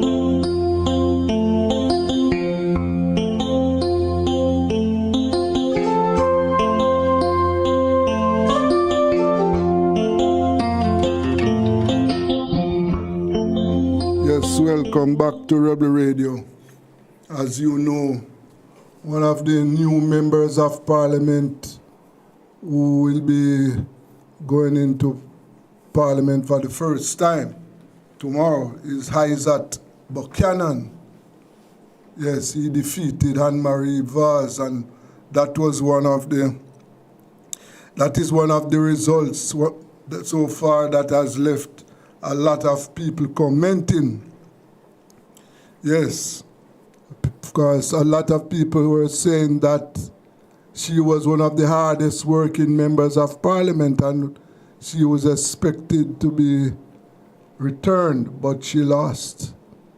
I have with me one of the stakeholders. Yes, I'm talking about Councillor Rowlands in the Port Antonio division. And he did a lot of work. Councillor, good afternoon to you. Good afternoon, sir. Yes. So, I know on several occasions on this program, you told my listeners and viewers that there would be a change in East Portland. I recall you telling me that. And so it has materialized. What are the people saying on the ground? TNP supporters are extremely happy, like they have won the national election. Yes. And the JLP supporters are, some of them, to tell the truth, are very happy. I remember one coming to me before the election wearing her armband, and she was telling me the truth. She said I was a truthful person. She said I have to wear the armband because of, work thing and so. But I said I cannot support her. Mm. Yes, and here's things that I can't talk. Is all right. Personally, yes, she seems to be a very nice lady, But when you look and just compare it then with, I don't want to compare it with the last living PNP. That's all right. But a few things what he has done. He has done double the occupancy level for students at the Titchfield High and the Port Antonio High. He has built 2 scheme in the Manchill division. He has built 1 in Long Bay. He has extended the one in Imperial, led by Sam Lyons from a PNP. He has extended the one in Fellowship, built by his father. And he has built the biggest housing scheme in Portland, Norwich Heights. And he has renovated almost every school in East Portland. And he has built many basic schools, at least 7 all over the constituency. And I'll show you some of the things that he has done. This lady will come, you should do a hinge up, and it come like she had done maybe 100 miles of road. But it is not so. So people who live in here are beginning to see what is not happening. But she's a good Facebook person, and people who don't know, who live out, will get the impression that she's doing things. But even not the South Coast Highway from Harborview to Port Antonio, which was scaled on because... No, that is not her. It's not her project. That is not her project. No, not her project. It was signed up 2015. It's just that it was scaled down by former finance minister Hardy Shah said that it makes no economic sense, and I'm quoting, to build a highway from Harborview to Portland. So it was scaled down. But she gave the people the impression. So when that part of it has been although she have finished long time from 2021, she would want it and appearing like people who don't know would be that it's really she working. But we give the message to the people, and the people have seen what former GLP MP has done. So despite all the money they spent at the last minute, doing some roads that they had never even looked at before, the people decided that they were not going to be fooled. So we voted her out. So this nice person. So this impression that she's because what a lot of people believe that she was a hard-working MP. Yes. And that she has done. I don't know if she was. She has done many roads in East Portland. Isn't that the case? Yes, that is the impression she gave by dancing and Facebook and things like that. But we who live there know different, know better. So we decided that the people decided that she's not going to get a chance. Yes. Because according to the people, she has failed us. Mm. She has a good husband, minister, boss, and if she couldn't get things done here, it just doesn't make any sense returning her back. She has been here for 6 years. Yes. From 2019 to 2025, and nothing much was done, despite the jumping and compare them to the last living MP. Yes. That was on Dr. Donald Wright, last PNP. His own plan has not really gained much under JLP government. Because in the past, there are many JLP MPs. You had Sir Halland, who was a JLP Minister of Finance. You have Ken Jones, who was a Minister of Works. You have Anthony Abrams, who was Minister of Tourism. You have Gerald Tucker, and you have others. And under Anthony Abrams, tourism fell badly. And before he came in, we had cruise ship coming in like 4 times per week. It was being built, but they shipped the cruise ships to other parts in the island, and people would get work. People would, on the cruise ship, people would sell things to tourists. Craftsmen would have been a great time. All these things failed, and between them, in about 5 or 6 years, they only built one housing scheme with about 12 houses. Yes. All the other housing schemes in the constituency was built by the PNP. Therefore, people who understand that decide that there's a waste of time. And decide that time come for her to leave. Yes. The strong and it's nothing personal. Yeah, the strong divisions in East Portland, I mean the JLP divisions like Mansion Hill. Look at the JLP the JLP voters didn't come out in the last in the election. Well, they didn't do too badly in Fair Hill, but in Mansion Hill, their lead was cut down. Because people was impressed by her. So the GLP people, either some vote PNP or some decided they are not going to support her. And they didn't come out and vote. So they didn't get much vote in that division, coming out of that division. And they lost in the Fellowship Division, the Prospect Division, and in the Port and Toll. Yes. Well, it's just East Portland people start up. When they have decided their mind, yes. There's nothing you can do, no matter what you come with. The amount of money, they spent a lot of money doing everything possible, but just couldn't change the people's mind. Yes, the people decided that Isaac Buchanan was the man.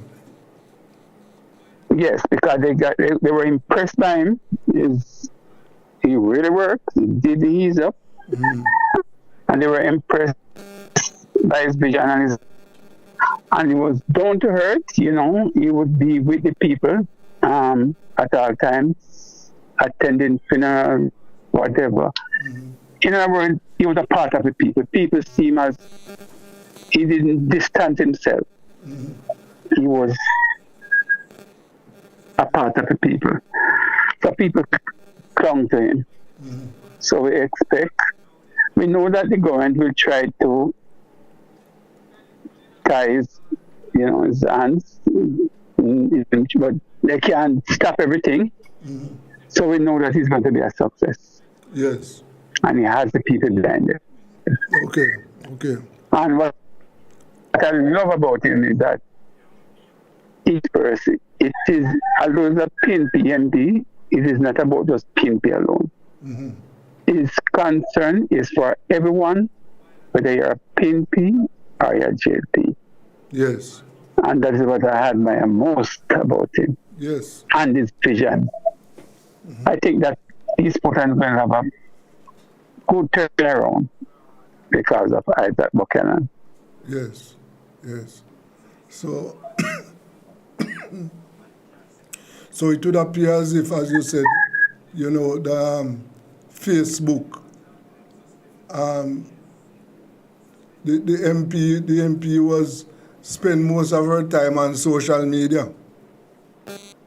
Right. It was about, you see, you cannot just wait until the election that you go around meeting people. Or when something be done on the road, you are on the road. You have to be with the people at all times. Yeah, they cry. Even when you can't handle everything, do everything, but at least you can show your sympathy. And you are here, cannot be here every day, but you have to learn to be with the people.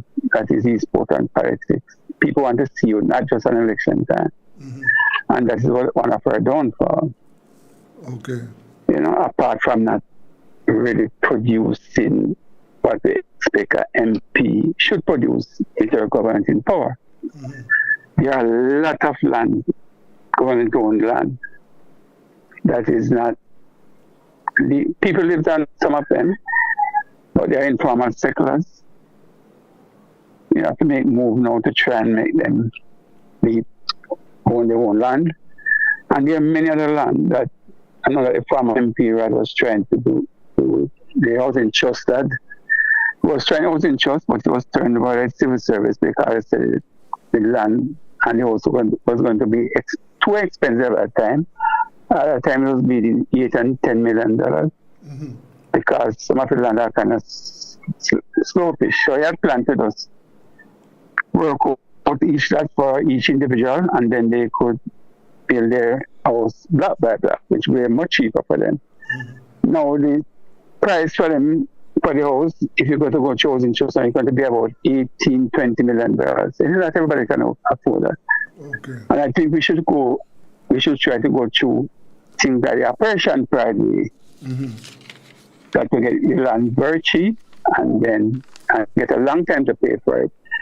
And you can build your house like a bicycle. Okay. As the painter plan to do, they would build a house, but they wouldn't put the price of the land in it. Okay. So more people could afford to buy their own land. All right, Councillor.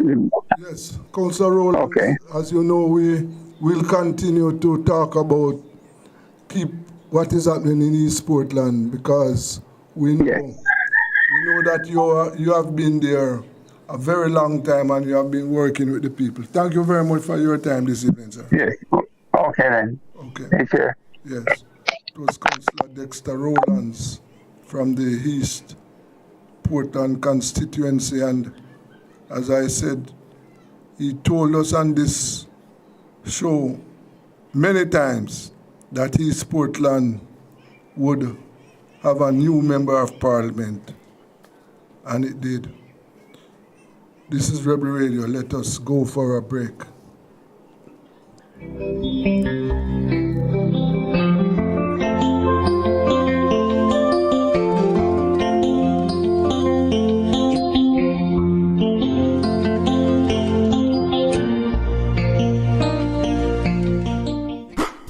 It's the Everybody Sale at New Budget Supplies. Do-it-yourself professionals and contractors. This is the sale for you. Lumber, steel, dress and form ply, water tanks, pumps, PVC pipes and fittings, toilets, bathtubs, vanities and basins, windows, paint, doors, floor and wall tiles, thin sets and grout. Up to 20% off selected items. 195 Hagleyburg Road. Telephone 923-4560. New Budget Supplies. Always the best prices. Tools, hardware and supplies is turning up the heat this summer with their super saving summer sale. Prices are slashed on everything you need to fix up your home. Beautiful tiles, sleek doors, top quality windows, modern sanitary ware, exclusive flooring and more. At Tools, hardware and supplies, we have you covered for the summer. So come visit us at 279 Spanish Town Road, 4 South Camp Road, 8 Red Hills Road, or online at toolsja.com. Tools! The Lion King of Hardware.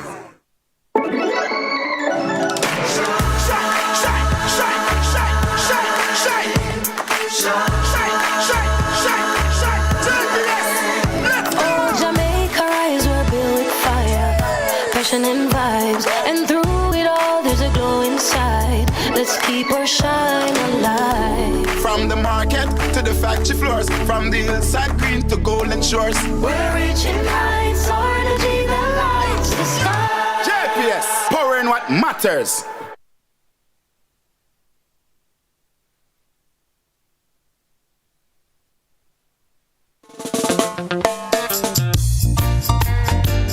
Jesus' love is so sweet, yeah.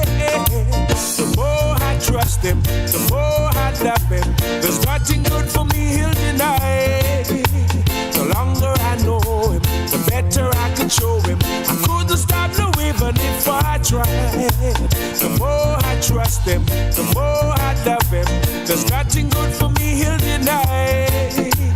The longer I know him, the better I can show him. I couldn't stop no even if I tried. He gets sweeter, sweeter, sweeter as the days go by. He gets sweeter, sweeter, sweeter as the moments fly. This love is richer, deeper, fuller, sweeter. Yeah. This love is sweeter, sweeter as the days go by. He gets sweeter, sweeter, sweeter as the days go by. He gets sweeter, sweeter, sweeter as the moments fly. This love is richer, deeper, fuller, sweeter.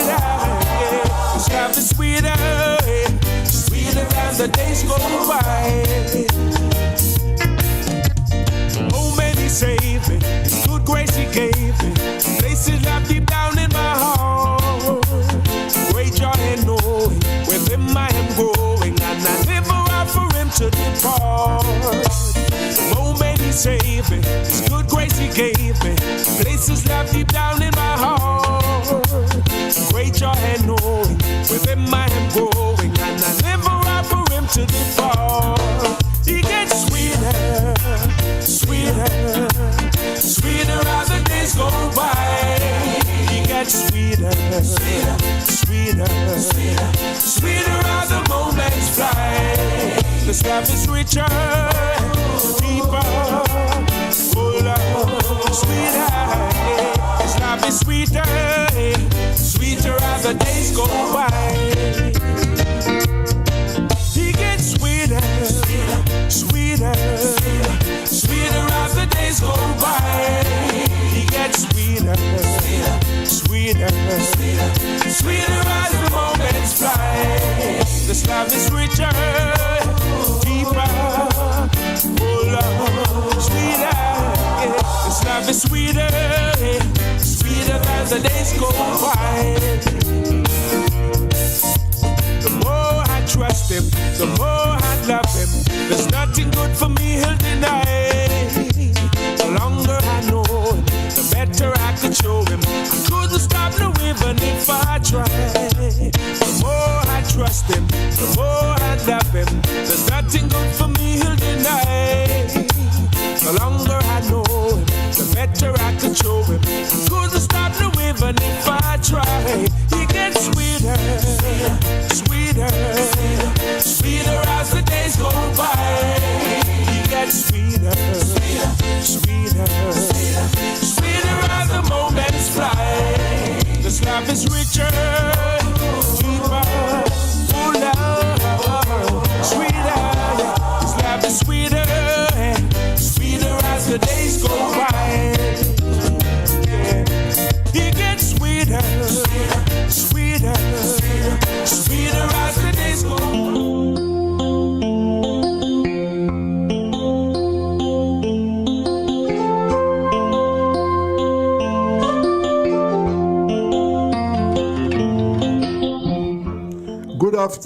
Good afternoon, welcome back to Rebel Radio. And as you know, it's time for us to talk about food production, agriculture. That is an area that we in the Caribbean have to pay attention to that area. We must grow agriculture. Good afternoon, my colleagues. 200 meters, sprinters, that they are not really fast. Yes. Well, last week, you'll remember, one of the decisions we took last week was that we wanted Mr. Rampasad to be with us this evening as the lead person for Kafan. For us to talk with him and to get some answers to questions that we need, that we for us to decide whether or not we are going to go along with Kafan or we are going to form a new organization. Now, members will recall that one of the things that Mr. Rampasad told us the last time he was with us is that they are trying to get the executive of Kafan together in place. So we have him here with us this evening. We are going to ask him to tell us what is happening. All right, good evening, everybody. Yes. All right, so good evening. Yes. Well, since then, we have been trying to get all the other members on board, right? Based upon the most about conversation we have, everybody's on board, but we didn't get to pull off an official meeting of Kafan. I spoke to James Paul after today, and we are having a meeting on Friday, right? All members, and so far most of the persons agree from the whole institution of Kafan that they will be present on Friday to discuss the matter going forward. which I urge everybody that you all know my thing is that we need to move forward in a timely manner. I think that we're taking a little too much time to put the ball together right now. So, what you are saying that the executive, no election has been held to elect an executive. No. That's no. We have as I send the information, we have the official meeting to take place on Friday of all the old CAFAN institution members. Yes. Well, one of the things that, as you know, we and this group, what we want an organization that is going to address the issues of the farmers. That is what we want. And therefore, we want to be sure that CAFAN will be the organization that will do that for us. Members, the floor is open now, so forward your question, put your question to Mr. Rampasad. Yes, thanks, Mr. Richard. Yes. Hello? Hello? Okay, go ahead, Jeffrey. Go ahead, Godfrey. Yes, I need to be updated on CAFAN, but first of all, I invited one of my colleagues. We have James Paul with us here too, right? On the call. Hello? Yes, I invited one of my colleagues, Dr. Thomas knows him, Charles Smith, to be a part of this call. Mr. Smith will be representing the Bahamas at the CWA in St. Kitts, so I wanted him to be a part of this call. But my question about CAFAN is, where is CAFAN? I just want to run. Okay, where's CAFAN located? Where is its headquarters? And what agency does it come under? Could you repeat the question again, please? Before you answer that question, Mr. Rampasad, any member of the group is driving?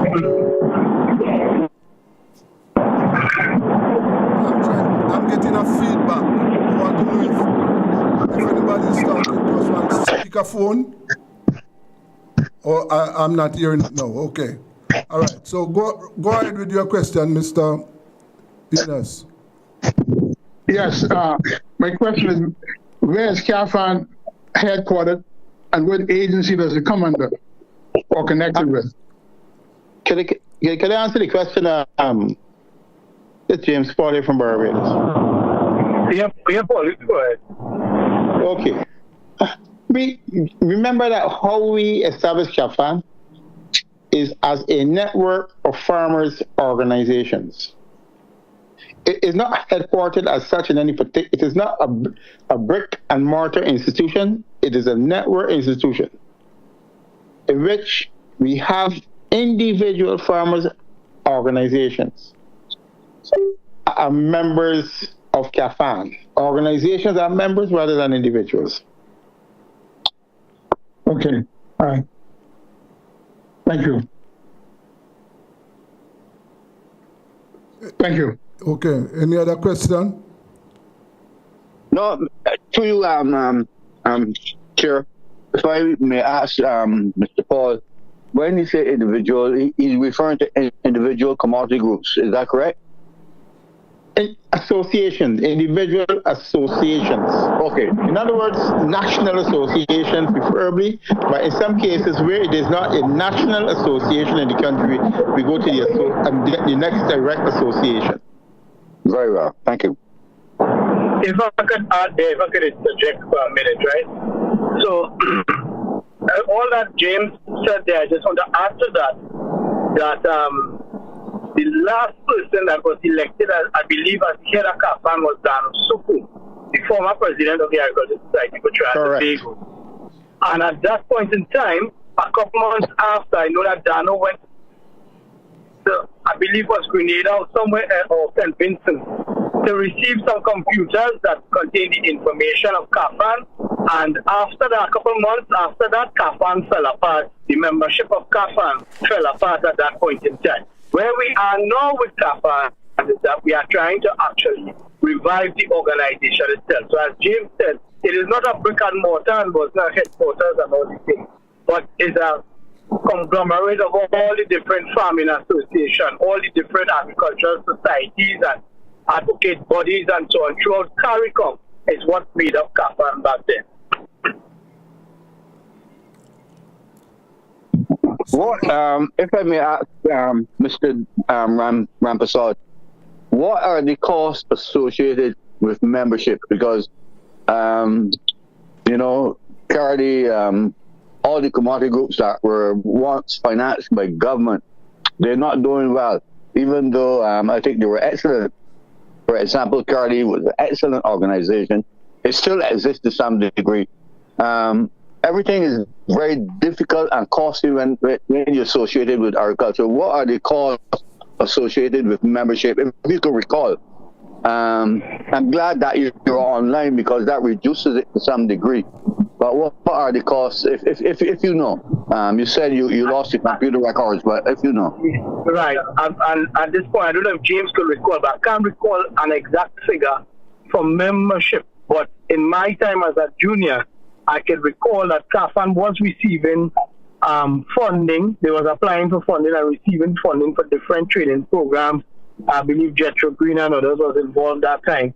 We had different programs in Trinidad. We had training programs in St. Vincent and a couple other places as well too.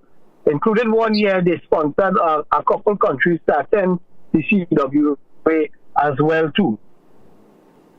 But I can't recall costing for the members. In other words, Mr. Rampasad, you CAFAN didn't have a membership fee. So for example, you don't require a membership fee to join up with CAFAN. No, I don't believe. I can't remember if it had a cost attached to it at the point in time. I don't know if James might differ on it. Actually, I confirm that we had difficulty establishing a membership. At one point in time, I think we had said about like $100 or so per year, but that was clearly inadequate. But this was based on the fact at the time that CAFAN was able to attract levels of funding, and you know how it is in the region.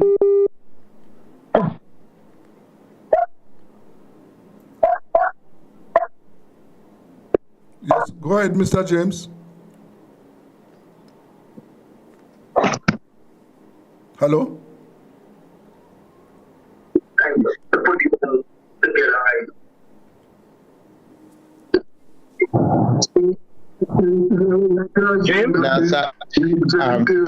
That's brick and mortar, so that's why we went to Network Association at the time. That's we happy. I want to ask James to repeat that because we didn't get it. Yes. What's that? Repeat what you said, Mr. Yeah, you got. Repeat what you said. We lost you. Oh, I'm sorry. Yes. What I said was that I think there was a move at one point in time to establish a membership fee, if I know, because that was part of the effort there with Jeffrey at the time to establish a membership fee. It was about $100 a year, as that kind of figure. However, because of the fact that we were receiving funding at the time from the Europeans, it was never really concretized. And I mean, there was never really any real adherence because we were getting at that time grant funding, right, out of Europe. And the reason being too is that one of the unfortunate things is that, you know, we look to other people to finance our development, and it was difficult then to even get the existing players to actually, you know, agree on some type of fee. We now have to look at these issues, the core membership in terms of what we see as a fee. Are we going to keep it as, and I think really at this stage it should be a network. If it's going to do anything in order to move ahead, you know. So these are issues that were never really resolved. So at that point in time, you had money coming in from other sources, but that is not the case now. So gentlemen, as Mr.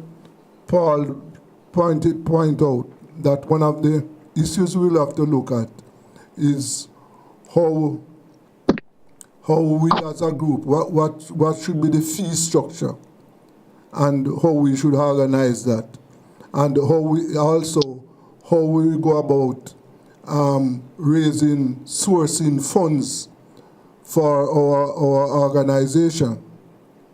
So those are issues we will have to take into account. Gentlemen. Hello? Yes, go ahead. My issue is, we're talking about an organization that is pretty much defunct. I think we should use the Caribbean Week of Agriculture to revitalize the whatever entity we're going to form by letting people meet face to face. This technology is important, but I think face to face meetings, you cannot avoid it. And I think with the Caribbean Week of Agriculture being the premier regional agricultural event, an effort should be made to have some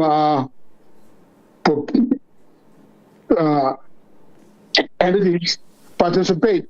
We have an organization in the Bahamas called the Agricultural Development Organization, ADO. Very large organization. And has done a lot of important community-based and has organized the backyard farming community in our country. And it is a well-structured organization. And I am sure they will welcome to be a member in such a regional farming organization. But we need to meet. We need to look forward and forget about the past. And we need a new agenda. You know, the European Union ain't going to handle any more money or whatever it is, right? Very true. We need to the Caribbean needs to stand on its own feet and determine its own course of action.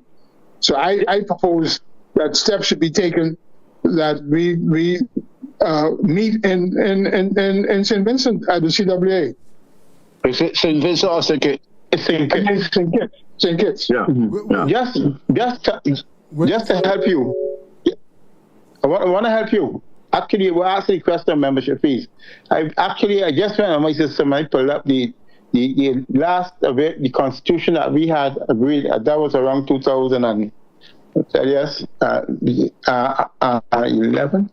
But anyhow, we have here under the section of membership fees under 5.3, where it is stated the boards may set monthly or annual fees and other privilege or obligations commensurate with each class of member, and then you have each member shall pay an annual subscription of here it is, 800 Eastern Caribbean dollars. That was what it was set at the time.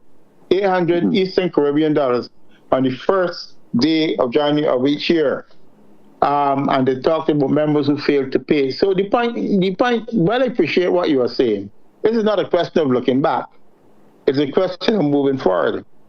There's a vehicle that is there. And we still have originating members here, which includes the BAS. It includes the Jamaica Agricultural Society. Yes. It includes Trinidad and Tobago Agricultural Society, right? And these organizations are still active. And I really think the other organizations of this, right, I do know in Grenada who are members too. I really think that there's an opportunity to move ahead. I just start looking back. This is to be realistic and understand. First of all, we've got to adopt the technology of the times. I do agree with you that those are organizations that will be attending the Caribbean Week of Agriculture in St. Kitts. It is an opportunity to meet and discuss this issue and move forward and develop something face to face. Is always good.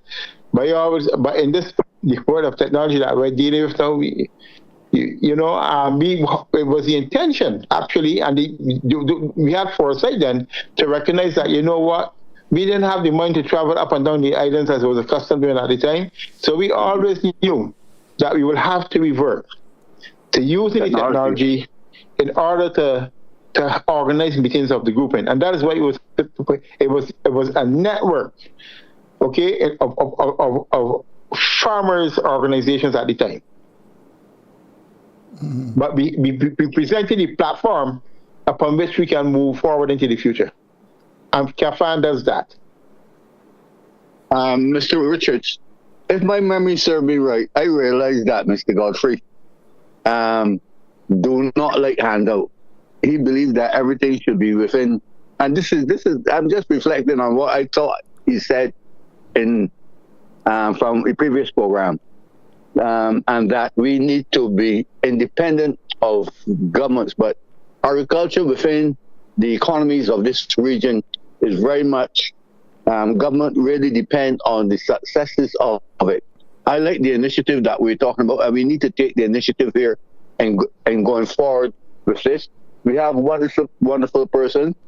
I would ask Mr. Paul if he can reach out to the organizers of the meeting and tickets and have a provision, because I'm sure they have the agenda already lined up. And you will need to have some time to introduce the intention of this group that we are part of here. So you cannot go there and then surprise them that you want to have a conversation with the participants from the different countries. So I don't know if I could volunteer James, or because he I know he's going and he has some influence on that committee, that if it can be done so that our views and where we want to go and give him a forum to speak to the farmers. And if you can introduce people like Mr.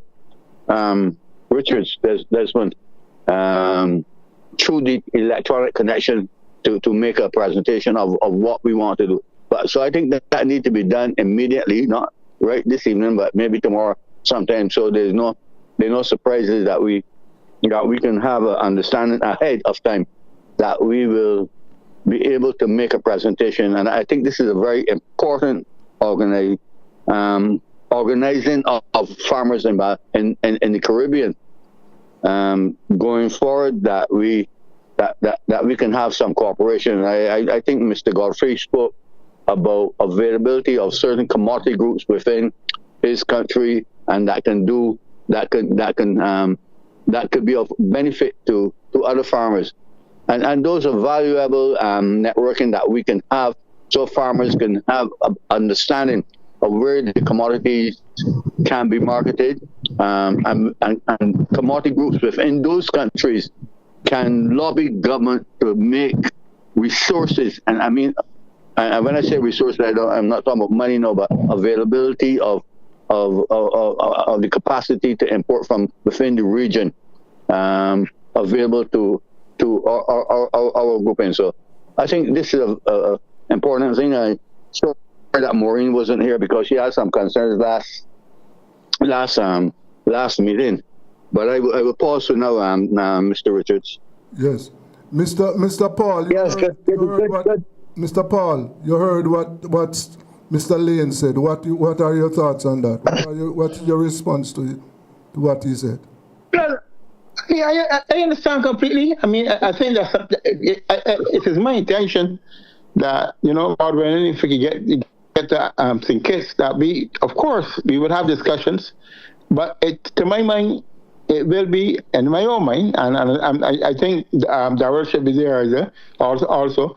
It will be with a view of trying to move ahead with CAFAN, okay, and trying to basically create a more formidable organization. We have to move forward. We can't keep on going. We cannot keep on going back doing the same thing. There are tools that we have available to us.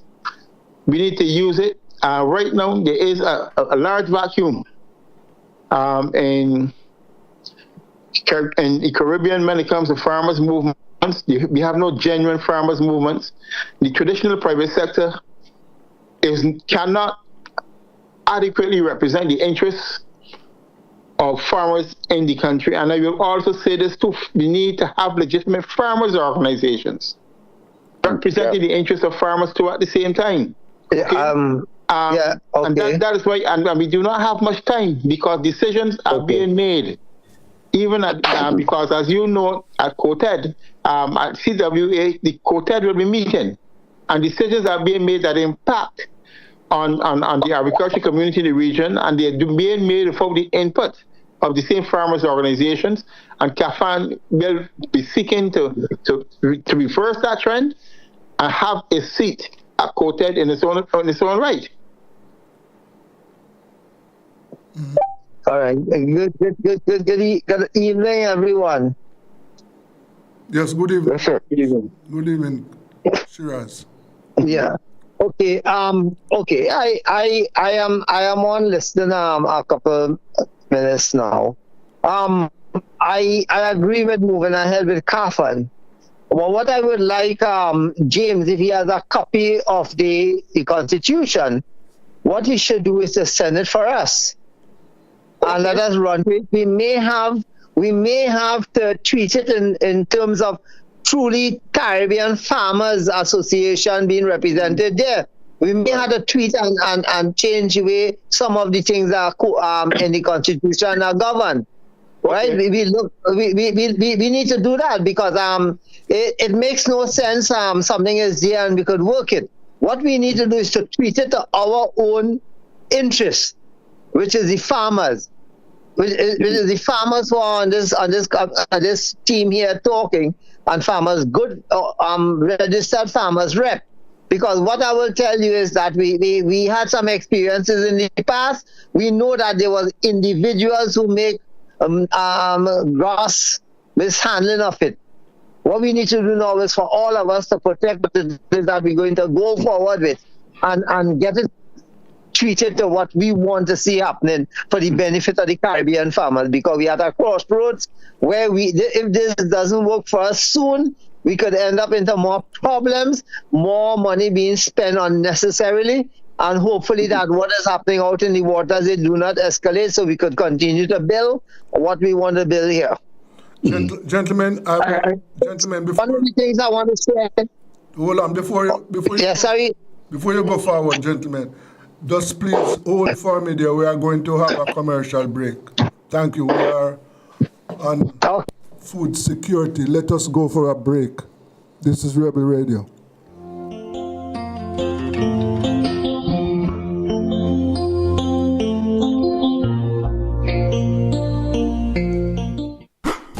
It's the Everybody Sale at New Budget Supplies. Do-it-yourself professionals and contractors. This is the sale for you. Lumber, steel, dress and form ply, water tanks, pumps, PVC pipes and fittings, toilets, bathtubs, vanities and basins, windows, paint, doors, floor and wall tiles, thin sets and grout. Up to 20% off selected items. 195 Hagleyburg Road. Telephone 923-4560. New Budget Supplies. Always the best prices.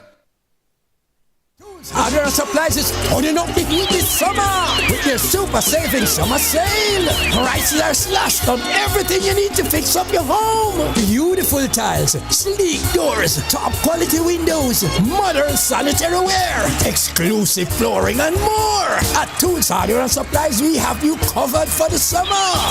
So come visit us at 279 Spanish Town Road, 4 South Camp Road, 8 Red Hills Road, or online at toolsja.com. Tools! The Lion King of Hard Hills.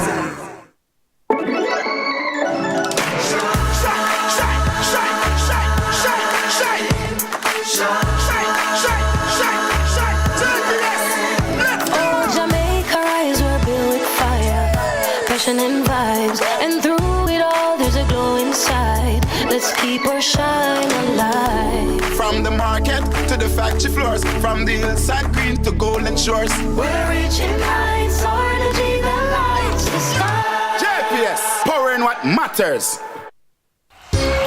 Tools, Hardware and Supplies is turning up the heat this summer with their super saving summer sale. Prices are slashed on everything you need to fix up your home. Beautiful tiles, sleek doors, top quality windows, modern sanitary ware, exclusive flooring and more. At Tools, Hardware and Supplies, we have you covered for the summer. So come visit us at 279 Spanish Town Road, 4 South Camp Road, 8 Red Hills Road, or online at toolsja.com. Tools! The Lion King of...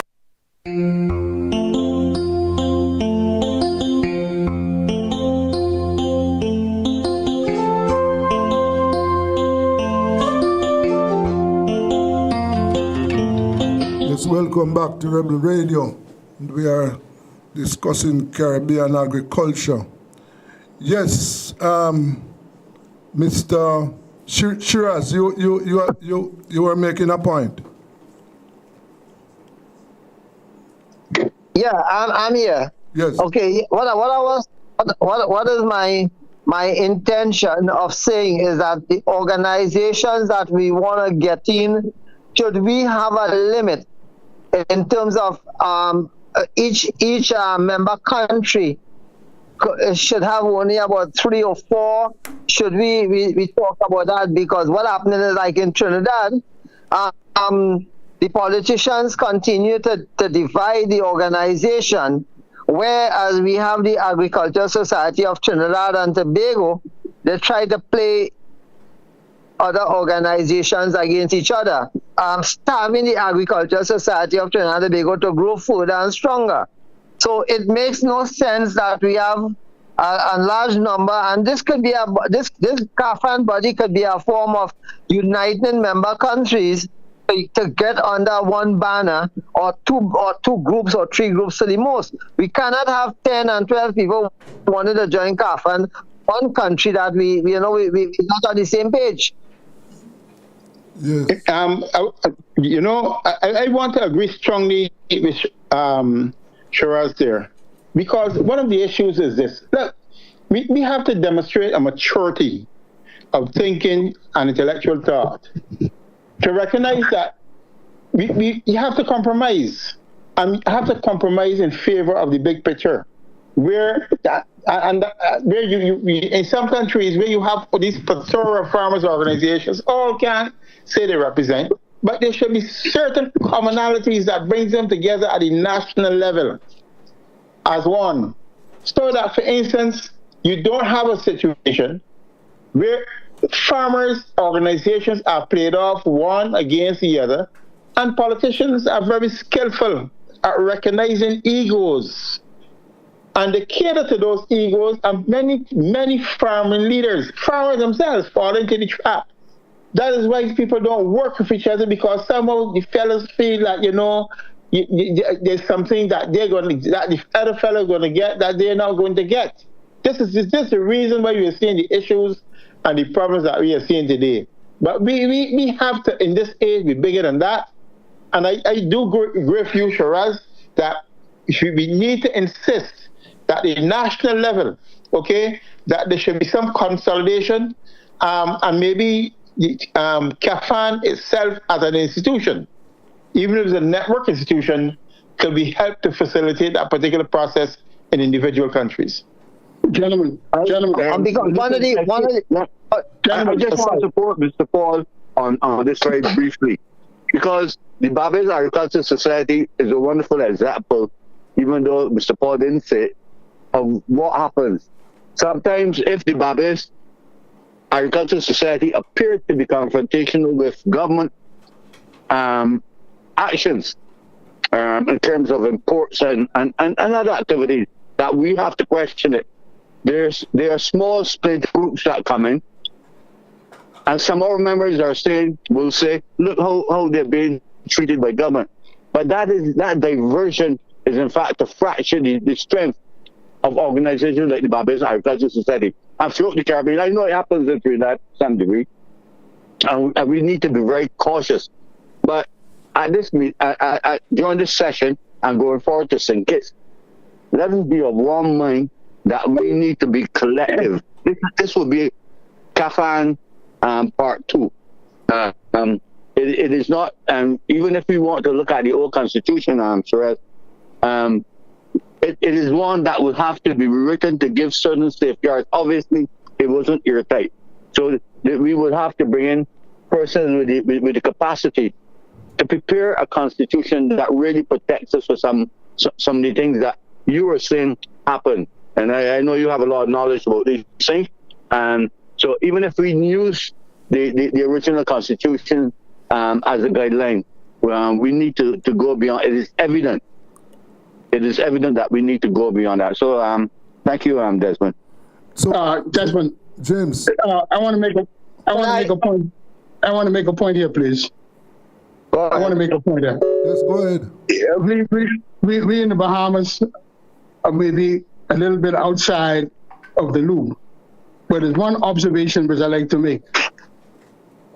The most dynamic food producing entity in CARICOM is the Caribbean Poultry Association.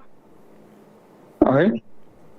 I believe CAFAN is an entity that attracts small farmers. But it seems as if the people who call the shots in COTAD and at the head level are attracted to the agribusiness sector of the agricultural sector. And that cannot be denied. And so CAFAN as a small farmer grouping needs to recognize that fact and pull up its socks. And can I make the point though? It is pulling up its socks. We do recognize that. And it's precisely because of the fact that we recognize it that we are moving to do the things that we are doing now.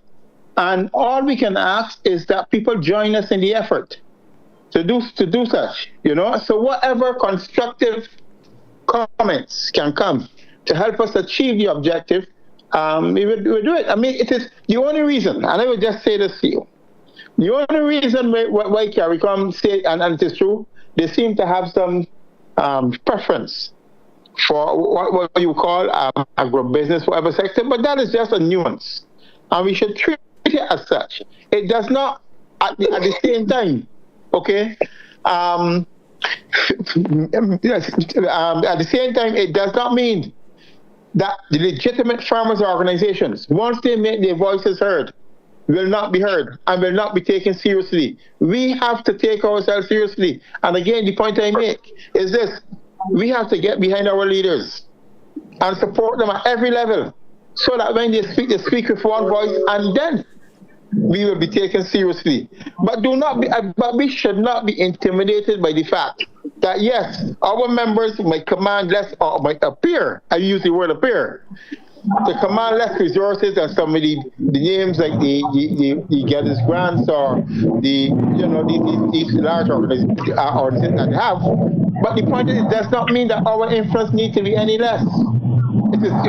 We need to organize ourselves in order to ensure that when we speak, that they listen, because people matter in these organizations, and that is what we should move forward with. I want to interject there for a minute, dear Jim, and I'm sure Shiraz might agree to what I'm going to say, right? Persons like ourselves have been speaking for quite some time, and hence the reason why I feel that some of the farming organizations end up into this position in which we in now, because we get into problems of talking the truth. We get into problems of talking the truth. We live in it every day in Trinidad as well. I am very sure in your countries it's the same. Because of political interference, sometimes you would see you're taking an orange and you're trying to put it to make it into a watermelon. That cannot happen, right? Right now we have a change of government. I'm not criticizing it, right? In Trinidad we have a change of government, and it's the same thing happening right now. Square peg and wrong hole going on. And when you point it out, you have the professionals in the sector. For example, I could tell you myself and Shiraz, we don't work for $1 a day from the government of Trinidad and Tobago, right? We only care for the passion of the agricultural sector that we have right now. And because we may stand up from time to time and just talk the truth, you know. We're not bashing anybody.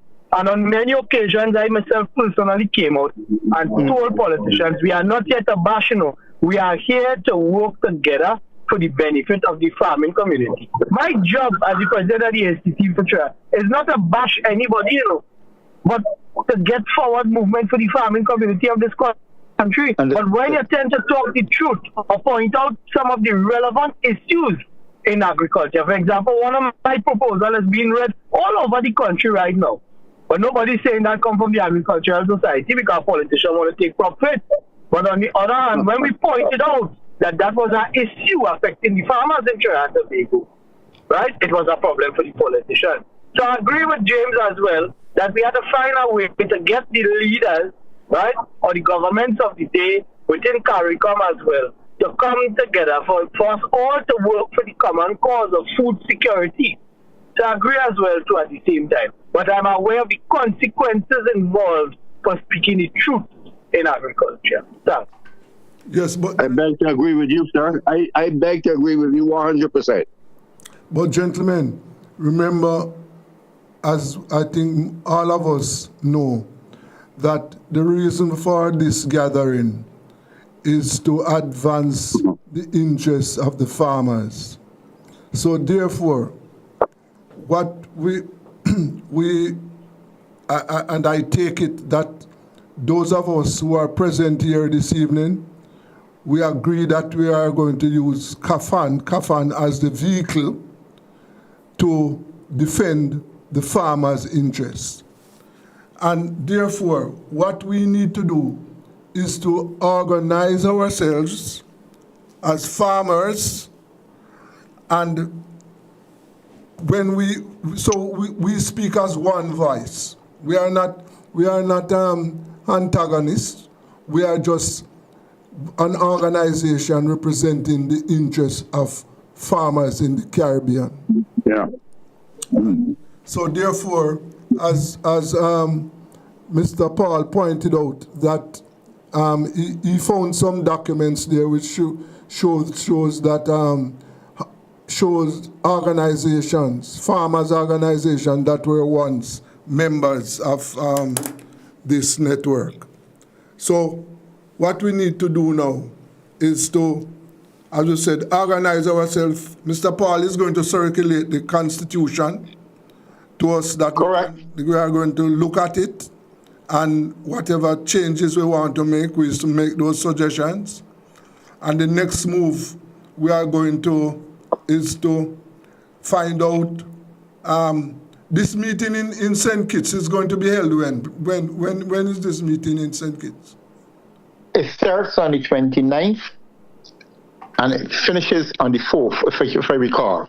1st and 29th of which month? The 29th of September, and it finishes on the 4th of October. Okay, all right. So we have to decide who. Well, Mr. Paul, you're attending, right? Yes. Mr. Rampasad, you are also attending that meeting? I'm not certain if funding. I'm not certain if we got funding to attend the meeting yet. Mm-hmm. But you fill out the forms, right? I think there was some difficulty to hold that stuff. So, I don't know if the funding came through as yet. And I just want to add something as I mentioned funding, because somebody mentioned the Caribbean Poultry Association, right? The costing to be a member of the Poultry Association is $1,000 per year for organization. Right? So while she was looking at $100 for CAFAN, on the other hand, their figure is $1,000 per year. Yes. Yeah, but so I just want to point out that. Mr. Representative, I know that very well. As president of the Barbados Poultry Association. Which is funds that they would use to run their... The Caribbean Poultry Association were basically representing the processors and distributors in the sector. I was at the livestock board when that was formed. It wasn't representing the farmers who are really, really the ones that get in the messy end of the stick. Yeah. But I was a poultry farmer, and I bulldozed my pen because of that. Because at the livestock board, because remember they are paying a consultant to represent at the Caribbean quoted meeting and CARICOM meeting, Mr. Desmond Ali. Right? Yes. Because it's basically four or five of them that holding up that organization. Right? In Trinidad. Right? And then they're linked with the other people. So we got to be very careful about how we want to talk about the Caribbean Poultry Association, basically representing processors compared to us who are talking about the farmers. The one who put in the Caribbean Poultry Association where they are. So what? But Mr. Shiraz, even though I agree with you, and I agree with you wholeheartedly on that comment, I wasn't feeling brave enough this evening because my name is not Don Quixote, my name is Stephen Lane, and I wasn't about to fight that battle this evening. And we are, Mr. Paul will tell you, we are a member of the CPA, Caribbean Poultry Association, and we do not feel sometimes. Well, Mr. Paul might not be able to say this because he's CEO of the overall body of the BS. I can say this as president of the Barbados Egg and Poultry Producers Association. We do not feel that level of representation comes down to us and our smaller farmers. And indeed, you shed some light there from your observation that it in fact represents the bigger players within the industry. But at the same time, our organization is asked to meet our commitment to pay the fees for membership. I might be guided to listen to you, and I'll be guided when I speak to the board about our future association. But anyway, I think it serves a good purpose. But these are things.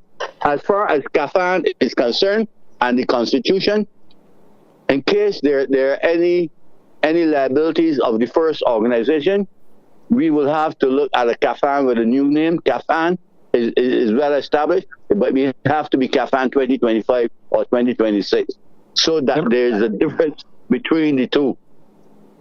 Liat did it with Liat 20.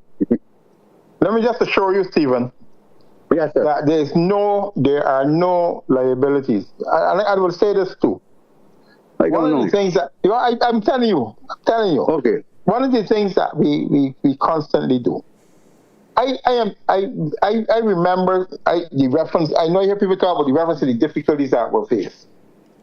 But I say this. One of the things is that in those days, there was a lack of maturity that is true on the part of a person. But it was not, and I don't think that in itself means that the work that they did in terms of sensitizing the region and representing farmers at that point in time, CAFAN did a lot of valuable work. It brought together farming organizations, right? And actually, if you remember, we held a seminar in Barbados, in different countries, okay? And farmers benefited. I think what we need to do, learning from that, though, because we were able to receive, as I said before, grant funding. I really want to say thanks to the original coordinator, Jeffrey Green. People might not want her record, but he's still with Hectare in St. Vincent doing work in terms of exporting yams for farmers and stuff like that in St. Vincent. Okay, I want to say that, and we need to recognize that the work that people have done, but these were very difficult times, as they are difficult today, and that is why I'm saying that. Look, don't mind what people say, right? CAFAN as an institution is there. We need to ensure that we learn from the past, and as I distribute the Constitution, look at it, see what needs to be changed or not changed, and we can have that discussion and move forward. That is it. That's what we need to do.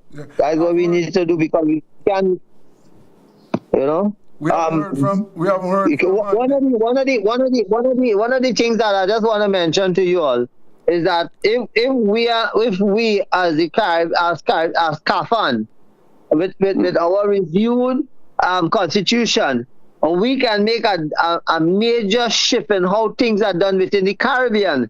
and everybody else will want to follow. We just got to be a little patient and steer our course. They have a vehicle already. And one of the major things that James was saying a while ago, which I totally supported, training people. And while we train people and we do small projects within the Caribbean, we will be able to go forward, because there are some things that are going on in countries where they are just wasting money because they just want to waste it. And it is not beneficial to the farmers, and we don't have no protectionism. Because let me tell you something. In Trinidad, we have organization, and the very said Poultry Association, they are importing commodities that can be produced in Trinidad and Tobago. But once they have access to government, because at the level that they do, we small farmers will never get the opportunity to show what we could really do. And I don't know if it's happening all over the Caribbean. Yeah? It's happening. I'm glad you made the observation. Yeah. I'm glad you made right. Yeah. Well, you see, James, I live it. My farming is what pay my bills and feed me at the end of the day. I may not have the comfort to move as I used to move before, but if we don't see about it is now, the generation that come in probably might not be farmers, but the who are farmers would not be happy with what we have done. No. Let us, hold on, we haven't heard from Andy, Mr. Helversley. Mr. Helversley? Yes, I'm here. You can hear me? Yes, I'm hearing you. Yeah. We haven't heard from you. Right. No, I was listening eagerly. I support a lot of the comment, but we also have to be mindful that there's also a historical dimension to what we're talking about.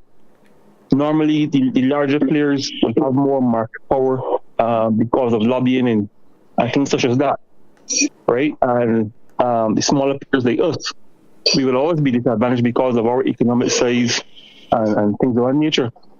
So the body that we are looking to put in place has to ensure that the smaller players such as us have equity in the marketplace and have a voice in terms of decision making, whether in the market and also at the policy level.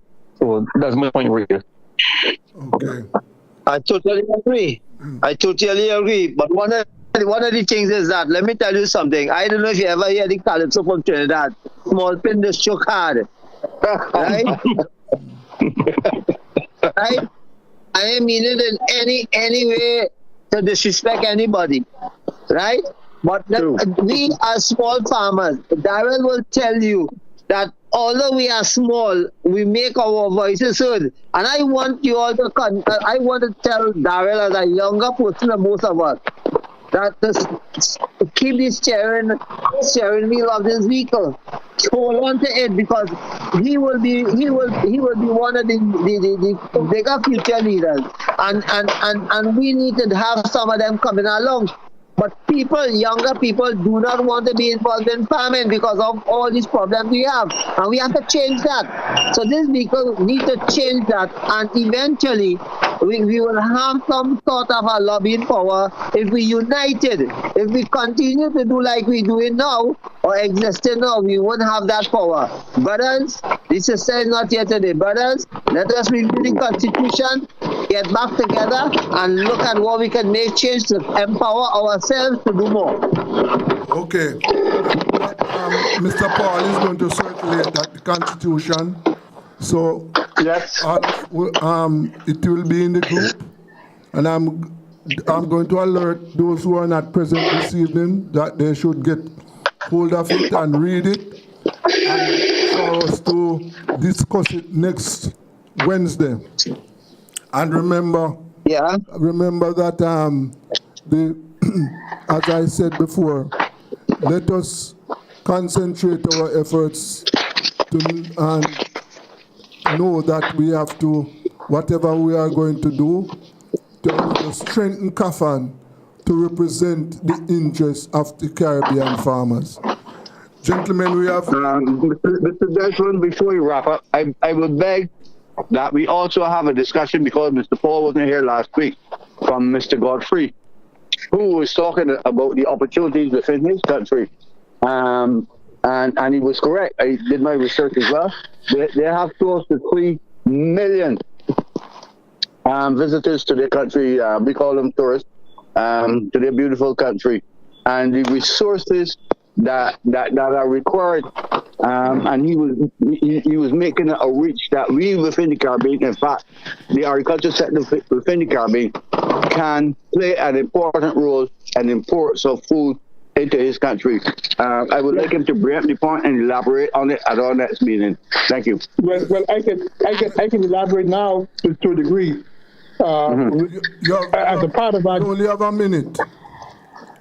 As a part of our delegation, we are sending an individual who will introduce potential farmers to the Bahamian market, because we want to have regional trade, and we want the rest of the region to participate in our economy by supplying us with food. Okay. So our representative at the CWA will be there and be able to explain this in more detail.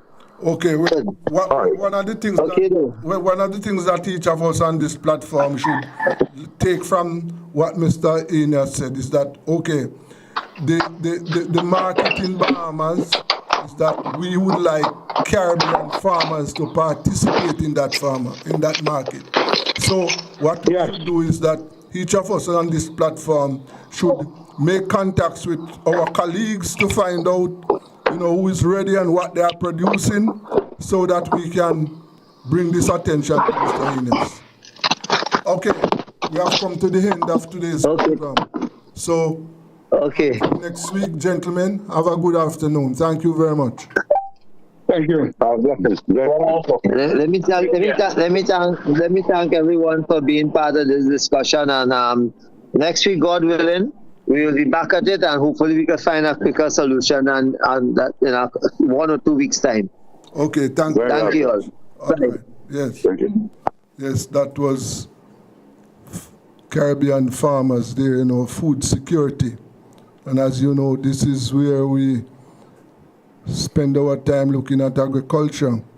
And we at Rebel Radio, what we are doing is we are trying to organize our farmers in the Caribbean as into one single upper organization representing the interests of farmers. Yes. Let us take a break.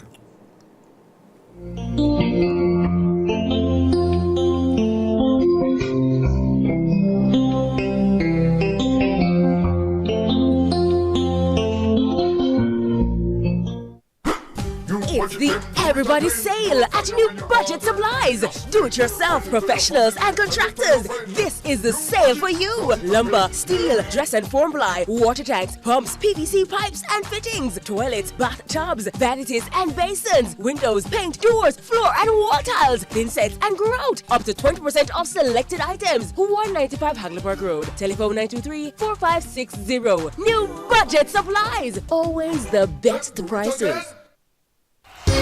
Tools, hardware, and supplies is turning up the heat this summer with their super saving summer sale. Prices are slashed on everything you need to fix up your home. Beautiful tiles, sleek doors, top quality windows, modern sanitary ware, exclusive flooring, and more. At Tools, hardware, and supplies, we have you covered for the summer. So come visit us at 279 Spanish Town Road, 4 South Camp Road, 8 Red Hills Road, or online at toolsja.com. Tools! The Lion King of Hard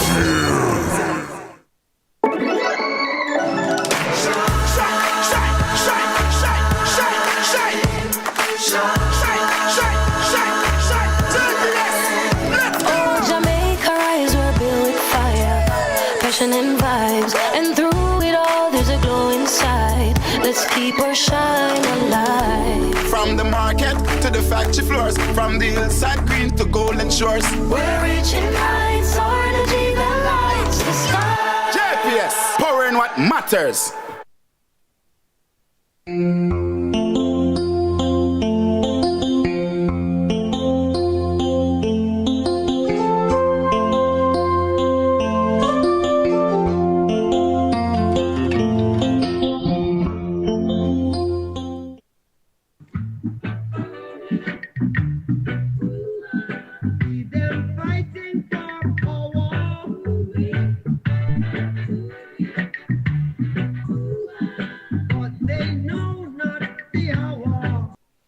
imagine a world where information is power, where news meets insight.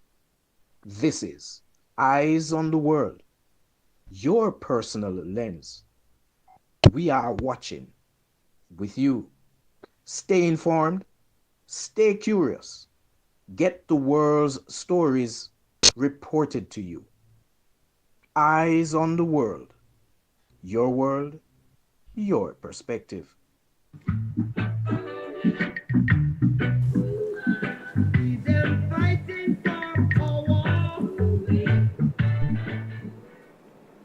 Yes, this is our big program, Eyes on the World.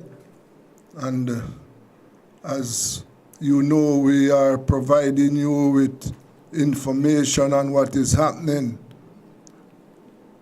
which traditional media not focusing on. Take a look at what is happening. Nearly 50 Chinese nationals working on the construction of the child and adolescent hospital in Montego Bay have taken strike action, refusing to continue work after reportedly going unpaid for the past 6 months. The workers, gathered at the entrance of the site, have downed their tools in protest, making it clear they will not return to duty until their grievances are addressed. Despite the language barrier, their frustration is evident as they stand united in demanding the wages owed to them. The standoff has drawn attention to the serious issue of delayed payments on the multi-million-dollar project, which is expected to serve as a vital medical facility for the region once completed. In response, the management team has begun reaching out to the disgruntled workers in an effort to diffuse tensions and find a resolution that will allow construction to resume. The strike has put a spotlight on labor concerns within the project and raised questions about accountability and its execution. Share your thoughts below. Look here. Look how much Chinese I work. I don't get fucked. Do not insult us by calling this a humanitarian crisis. Do not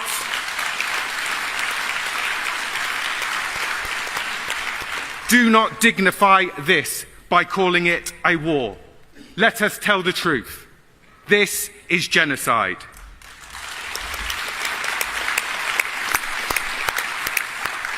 And it is not a hidden genocide. It is not a secret genocide. No. This is genocide in plain sight. Genocide in full view of the world. Genocide live streamed minute by minute, second by second, whilst the powerful enable, whilst the comfortable look away, and whilst the governments of the world, including our own, twist their tongues into silence. We cannot say that we did not see, that we did not know. The images are before us. The cries within our ears. And so the only question that remains is, what did we do? Now, Congress, I would like to take this opportunity to speak directly to the Prime Minister. Prime Minister, history is merciless. It will not forgive our evasions. It will not forgive our cowardice. It will not forgive our lives.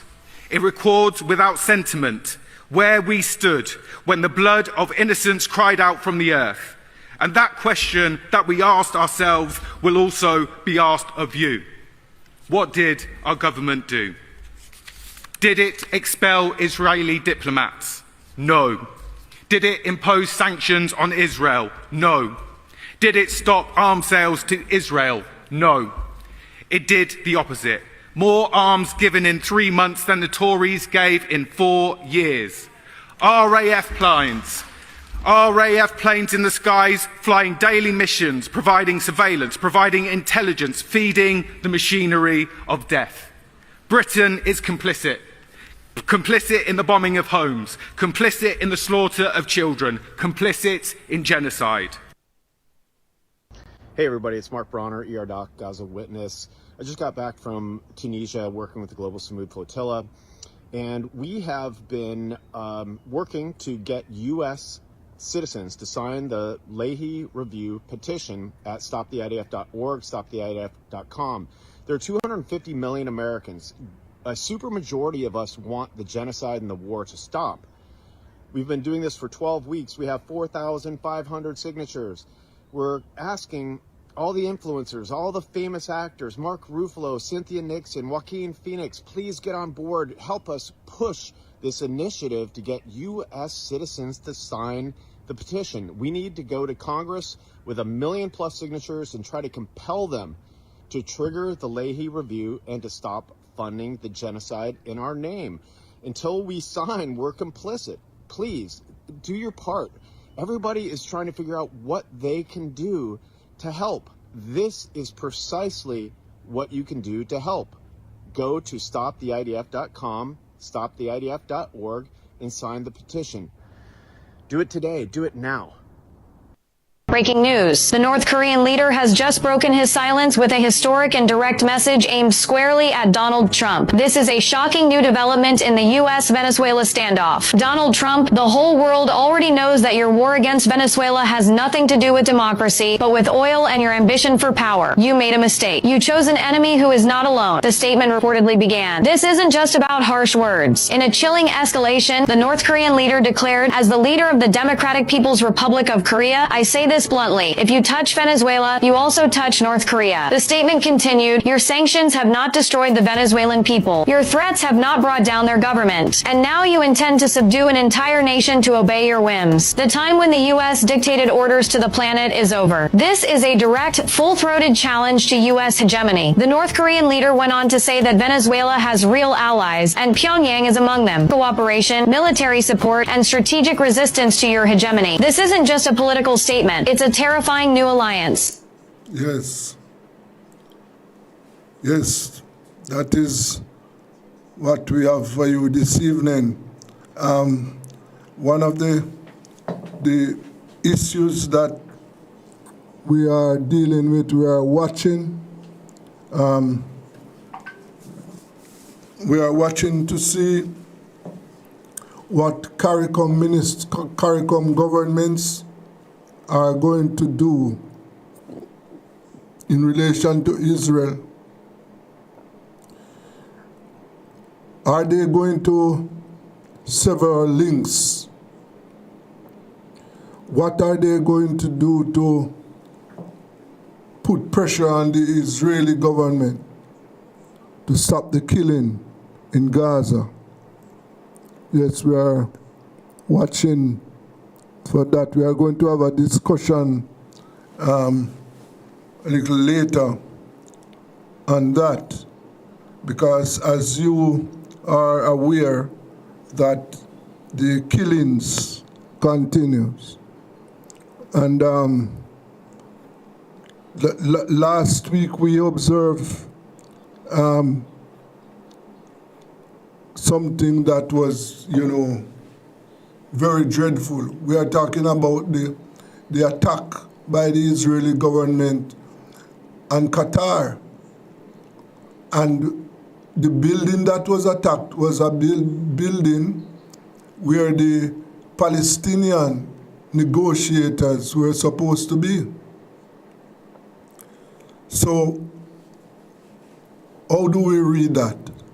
Why would Israel want to attack the building where the negotiators, the Palestinian negotiators who are there preparing to hold peace talks? Why do you want to bomb that building? Yes, we don't understand that, right? So obviously, that was an opportunity, that was an effort to kill the negotiators. And so that is a clear indication that the Israelis, they are not interested in having peace. No, they are not interested in that.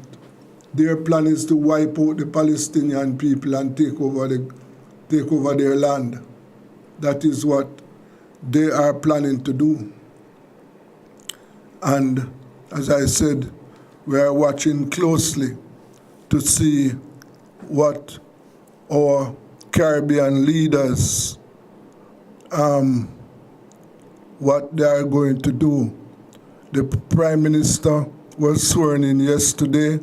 He's the chairman of CARICOM. So therefore we are watching to see his next move.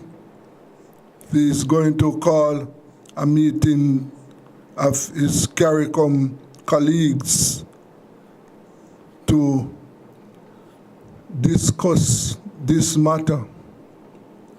Or are we going to continue to close our eyes in this region and to pretend as if we are not aware of what is happening? That is what we are watching to see, if that is what is going to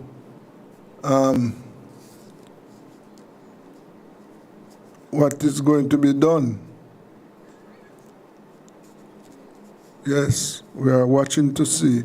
This is something that is really out of hand. We are watching the killing of people on our television set. Yes. And we are doing nothing. So we are, as I said, we are now going to talk with Suleiman Bulibula, the Caribbean against apartheid in Palestine. Yes. Good evening, Suleiman. How are you? Good evening, my brother. How are you doing? We are well, thank you. Yes. Well, as I was remarking before you joined me, that we are watching to see what our Caribbean leaders are doing in the face of the continuous killing of people in Gaza. Yes. Yes. So, yes. We are extremely concerned that all we are getting from our leadership in the region is words. And I know that words means a lot, but it has to go beyond words now. We are getting the condemnation, we are getting the acknowledgement that what Israel is committing is genocide in Gaza, the crimes against humanity, ethnic cleansing, forced starvation, all of that. There's an acknowledgement of that in our region by our people and our leadership. And they're condemning it. They condemn the recent statement by the government of Barbados and the government of Guyana. I'm not sure if the other governments also issue statements of condemnation. Was Israel attack in Qatar? So we are getting strong condemnations of these incidences of this genocide, but we're not getting beyond that, and that is where we need to go. And we issued a press statement yesterday or day before in Barbados that we acknowledge our government's saying that this is genocide. We acknowledge our government is saying that this is not against international laws and so on. But what is the next step? It cannot just be words. It has to be now action. And what are the actions that we are asking for? We are asking that our governments in the region do like what Belize did, suspend economic, diplomatic, and cultural ties with the state of Israel. It is, UN said yesterday, it is committing genocide among a list of other agencies that have found that. So why do we still have diplomatic relations with the state of Israel? That has to be suspended, and that's what we're saying. Go the next step. Cannot just continue to condemn. Go the next step. Suspend ties. Do like what Belize do. Do like what other countries are doing. The next thing that we are asking for is that we want you to scrutinize our borders for those Israelis who are coming here who are connected to the genocide. We see them. They're going other parts of the world for holidays, wherever. We believe they are coming. We have credible information that they're coming to the region. We've had in Barbados, connected to the genocide in Gaza. Our borders cannot be porous. Our borders must scrutinize these people. And if they're found to be part of the genocide, do not allow them to enter our countries. That is another thing. And the third one that we're asking for is join South Africa in its case at the International Court of Justice, bringing charges against Israel as a genocidal state. Join South Africa in this. Other countries are joining. join them. We have a history. We know we fought against apartheid in South Africa. So let's join our brothers and sisters in South Africa to bring that case at the ICJ. Oh. So we have to go beyond words now. Yes, of course. And Suleiman, I don't know, what do you make of that bombing in Qatar? Because my understanding, based on the information, is that that building was supposed to house the negotiators from Palestine. So why would Israel want to bomb that building? But that's the whole thing. And so you see analysts that have analyzed this situation. They have said that, look, this is quite possible that you line up your ducks into one place and then you take them out. Yeah. It's not far-fetched to think that, you bring these people to bring these leaders to say that you're bringing them to the peace table. And then what do? You bomb the place where they're supposed to be sitting discussing a truce and peace. Yes. This is beyond human imagination in the 21st century. What are we doing? Yeah. I mean, this is crazy. Against international rules and values and laws. That just reminds us that what we see happening in Gaza, where, for example, the people going for aid, and yes, they're bombed, right? Yes, shot snipers shooting them. Yes. They tell the people that they must move from one area to another area, and that is supposed to be a peaceful area. And when they go there, they are shot. So and this is proven by agencies. This is not and Israel constantly says, "Oh, this is Hamas propaganda." This is agencies that are working on the ground that are giving us eyewitness accounts of what is going on there. Yeah. Yet they dismiss this as Hamas propaganda. They just continue to tell lies and spin the narrative. And so that's why we are saying our leaders in this region must go beyond just words now. It cannot just continue to be words of condemnation. It has to go beyond that. Yes. Where is the suspension of ties? Where is the suspension of economic culture? Spain just announced, the Prime Minister of Spain just announced that they will not enter into the Eurovision contest if Israel is there. They just stopped the bicycle race because of Israel's participation as a team. You have to start doing these things. To say to these TV, you cannot kill innocent people just like that and get away with it. No, not at all. And as you rightly said, that we want some action from our leaders now. Exactly. We want our... Yes. Suleiman, do you get the impression that our Caribbean leaders are hesitant to act against Israel because they are afraid of repercussions from the White House? That is quite possible that they may not want to go further than just the words because of international uncertain countries coming down on them. That's quite possible. But at the end of the day, we have to stand up for what is right. We did it with apartheid South Africa, and that's what broke the backbone of apartheid South Africa. You have to stand up, and you have to that is what will break the backbone. If people refuse to stand up or are timid in standing up, they will continue. And the saying goes, they do that to one people today, they will do that to you tomorrow. So, where do we stand? We can't stand and be cowards in this. We have to stand firmly on what is truth and justice.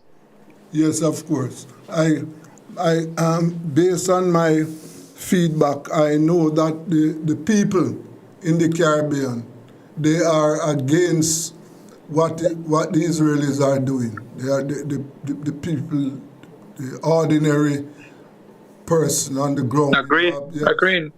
Yes. And it's across the globe. It's global now.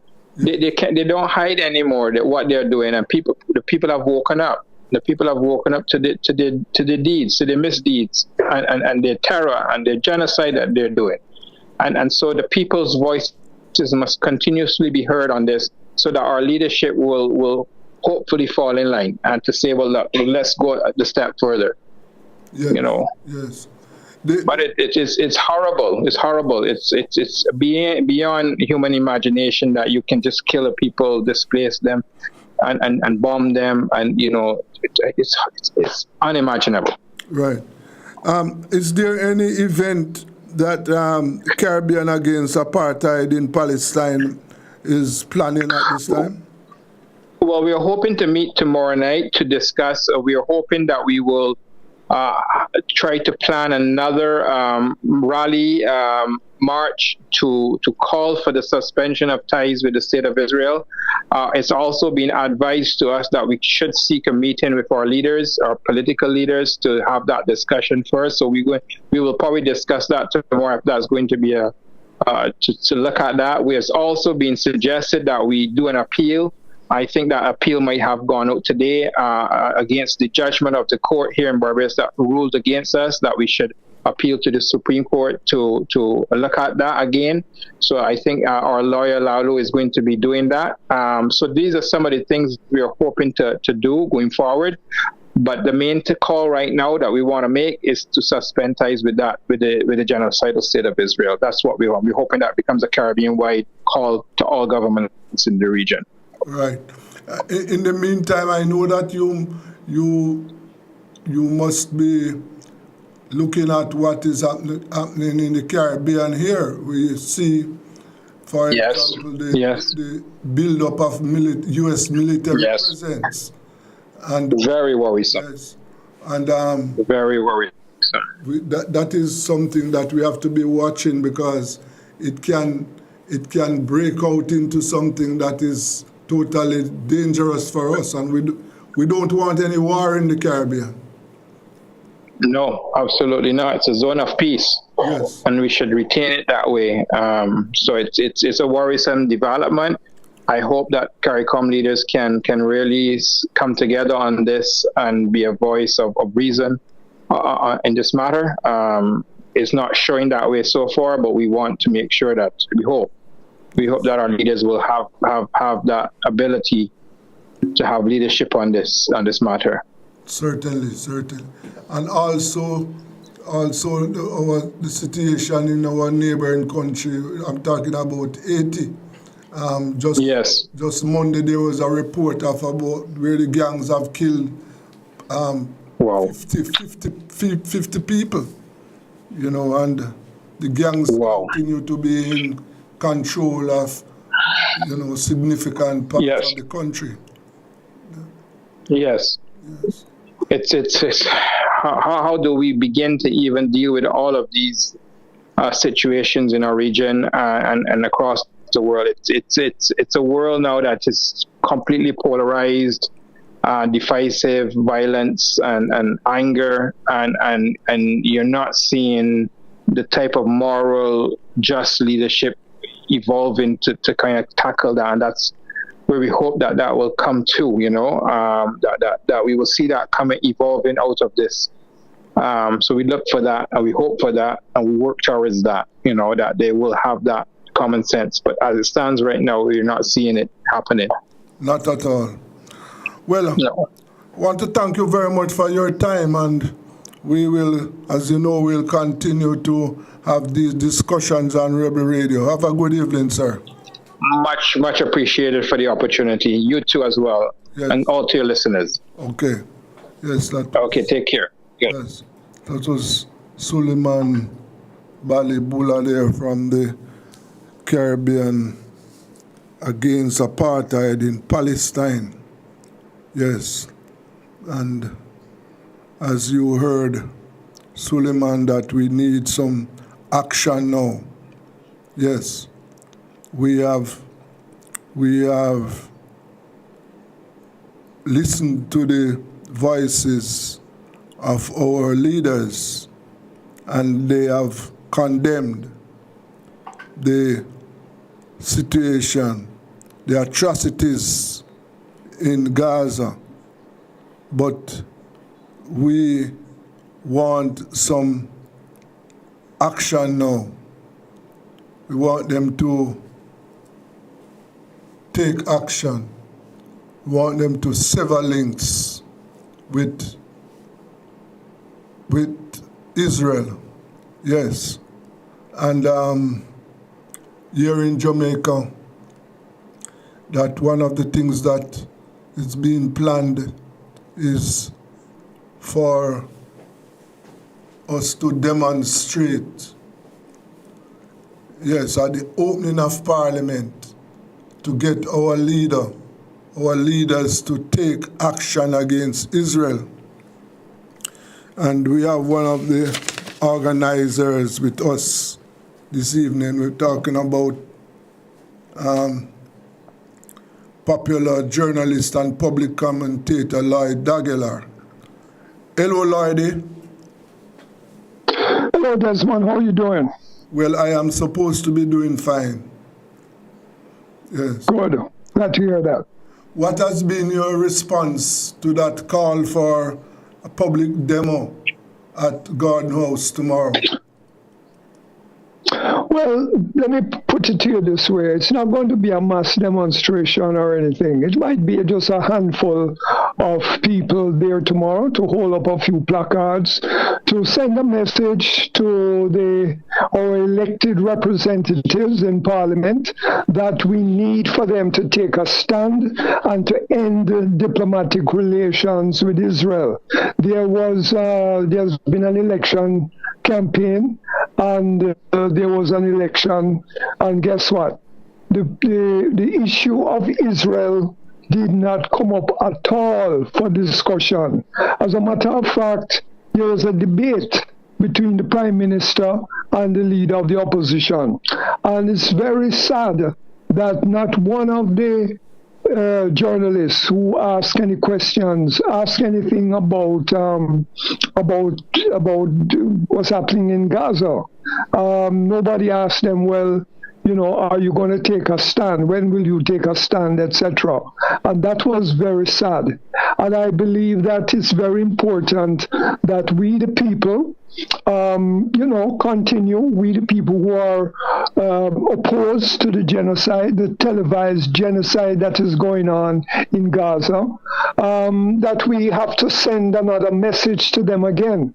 And I believe that the opening of Parliament tomorrow is a good opportunity for us to be there to send a message that they have to take a stand. They have been silent. None of them is using the word genocide in terms of what is happening in Gaza. And, nobody's talking about ending diplomatic relations with Israel. And diplomatic relations with Israel has to come to an end. And as one of your guests was saying before, in the 70s, we stood up against apartheid in South Africa. So why can't we stand up now against the genocide that is going on in Gaza? This genocide is as wicked as the genocide that Hitler carried out against the Jews.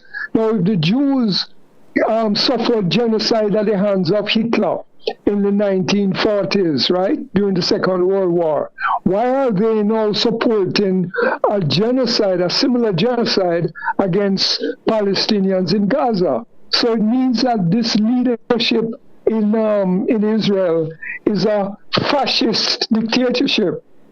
It's a Nazi dictatorship.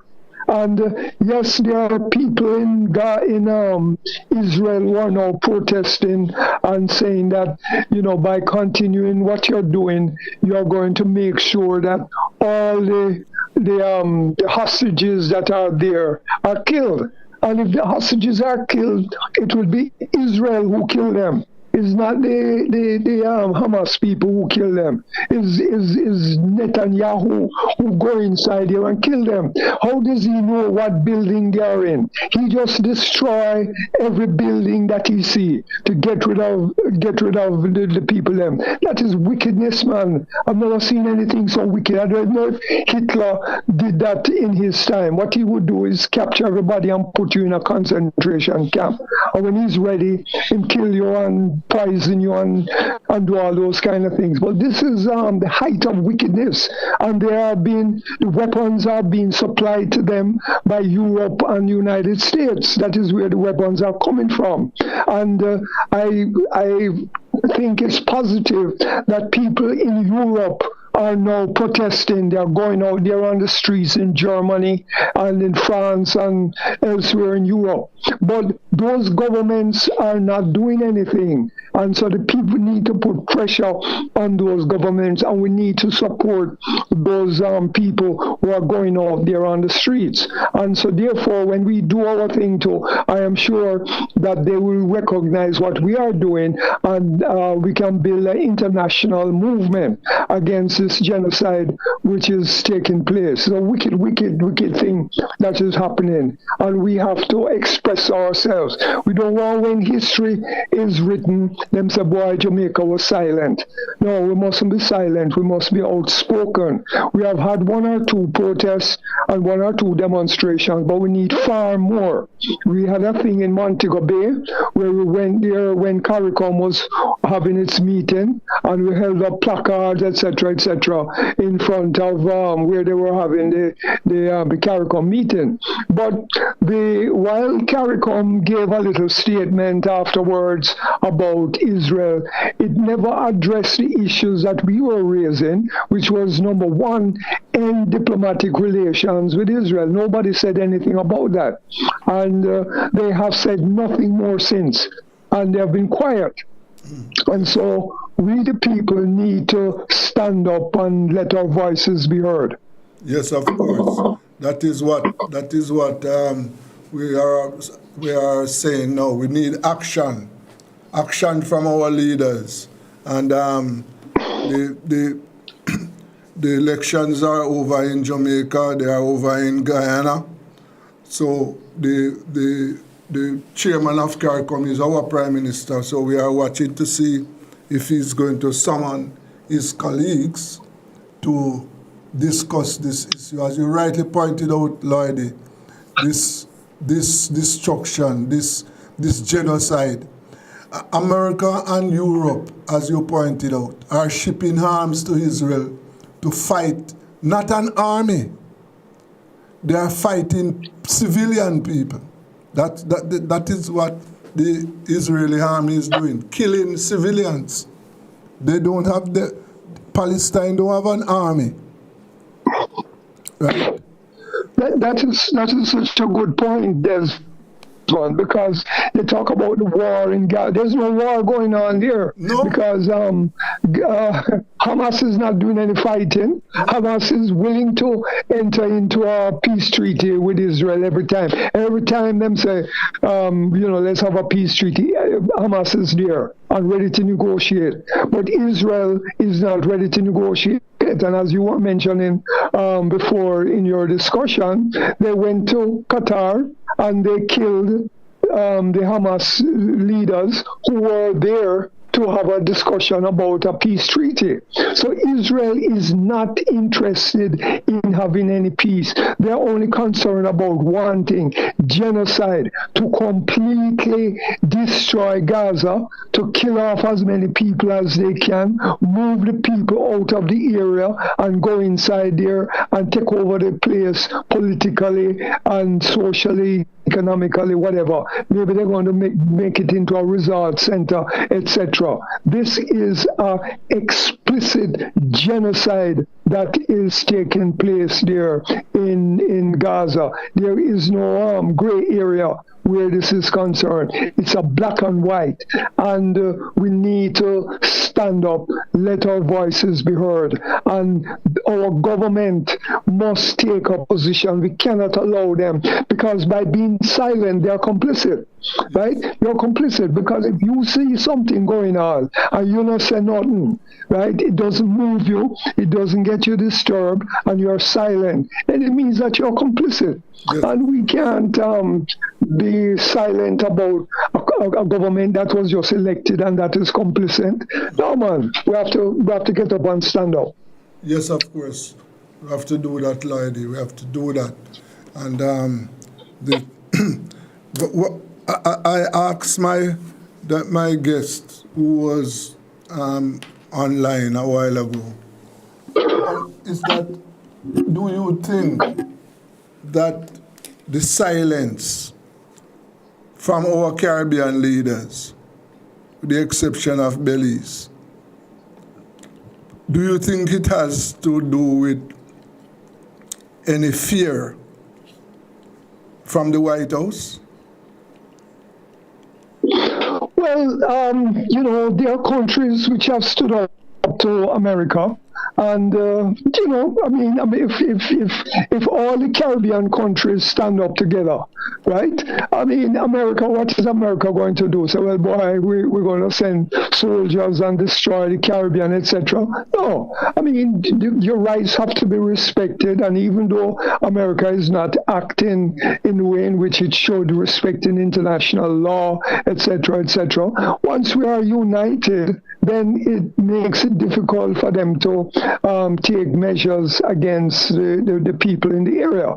It's just like what is going on now where Venezuela is concerned, right? 2 boats have been shot up and killed there. Then what does that mean? That means that according to their understanding of the law, that you don't arrest somebody and say, well, this is the evidence that we have against you. You just go and kill them, right? That is what the message that America is saying. And we have to stand up and say, well, listen, even if you have a problem with drugs transshipment, you can't just go and shoot up a boat. You go and you arrest the people, and you say, well, all right, come, we're taking you to America. And when you go to America, now you get the evidence, and you can say, well, this president or that political person has a connection, etc., and you make a case. But once you do it that way, that is against international law. It's just like in Jamaica where police extrajudicial killings is concerned. Right? You hear say this is a bad man, that is a bad man, etc., and the police go out there and kill them, right? Without arresting them and bringing the evidence to court against them. That is against a court of law. We cannot accept that kind of thing, even no matter how bad the person is, right? You cannot accept it because it means that if they can do that to them, they can do it to us, they can do it to you, they can do it to me. And that is unacceptable. And we have to stand up for our rights. Sometimes there are consequences as a result of standing up for your rights, but if you don't do it, then it means that you will be a victim and your people, everything will become a prey to the powers that be, to the powers that are engaging in unconstitutional and criminal activity. And we have to stand up to criminal activity. So we have to be bold. And we must make the government know that if they stand up against this, what is happening in Gaza, we the people are going to support them. And if we the people are support them, it can be in the interest of the United States or Europe or whatever it is to take action against them. Because we are solidly behind our government because they are standing up for human rights, international law, etc., etc. So that is what we need to do. You might have seen that the U.S. has included Jamaica among a number of countries that are involved in drug trafficking. I don't know if you saw that. Well, let me tell you. Yes, I've seen that. But let me just tell you one thing. Desmond, when you go into a store, right, pharmacy, whatever supermarket, go in there, go in the section where them sell cigarette, right? Go in the section where them sell cigarette, and you look on the cigarette box, and the cigarette box say death. It have a bold thing called death. In other words, cigarette can cause death. And guess what? Cigarette is legal. It is legal. You can go in there and buy a cigarette, and you could die from that. So why is it that nobody is arresting anybody who sells cigarette, manufacture cigarette, but the people who are involved in cocaine or whatever, that is illegal, and we can go and kill them and so on and so forth. I don't agree with that at all. I believe that everybody have a right to put what they want to put inside their body. It is your body. And rather than having continuous murdering and warfare and all that thing over drugs. Let us be realistic and let us say, well, all right, a person selling drugs and a person having the right to buy drugs doesn't make you a criminal. We should educate you that you shouldn't put certain things in your body, etc., etc. So I am, I believe that we have to speak out against the politics of criminalizing drugs, because sometimes even your doctor may make a mistake in terms of the medicine that he gives you, and it may kill you, etc., etc. So we have to be realistic about that. And those are some of the issues that we have to talk up against, right? That this thing of, crime where drugs is concerned is really having a serious cost to the people as a whole and to our security and everything else. And it's giving the United States the right to know, say, well, boy, we're going to blacklist Jamaica, we're going to blacklist the Caribbean and Venezuela, and we can't do anything we want to do because they are in the drugs transshipment business. We have to need a realistic and a sensible,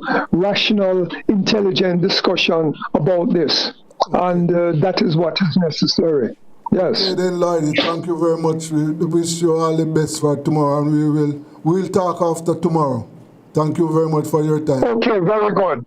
Yeah, okay. Yeah, man, thank you for having me up, Desmond. All the best to you. Okay. Take care. Yes, that was journalist and public commentator Lloyd Dagelar there, keeping us talking about this situation and what we are planning to do tomorrow. I said, well, that's the end of Eyes on the World for today. So until next Wednesday, this is Eyes on the World.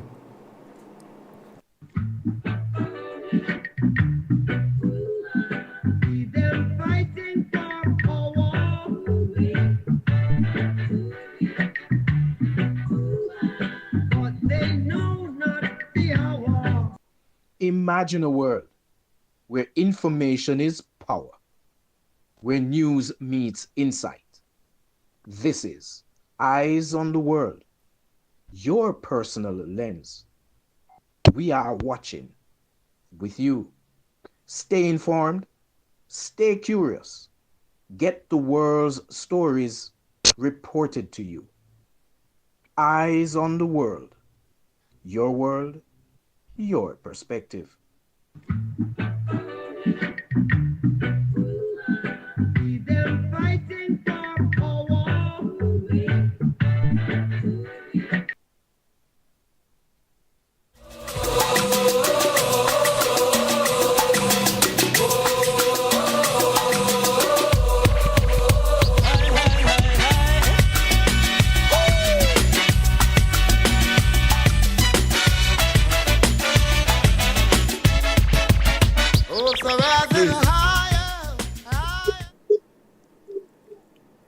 Good evening, Kingsley.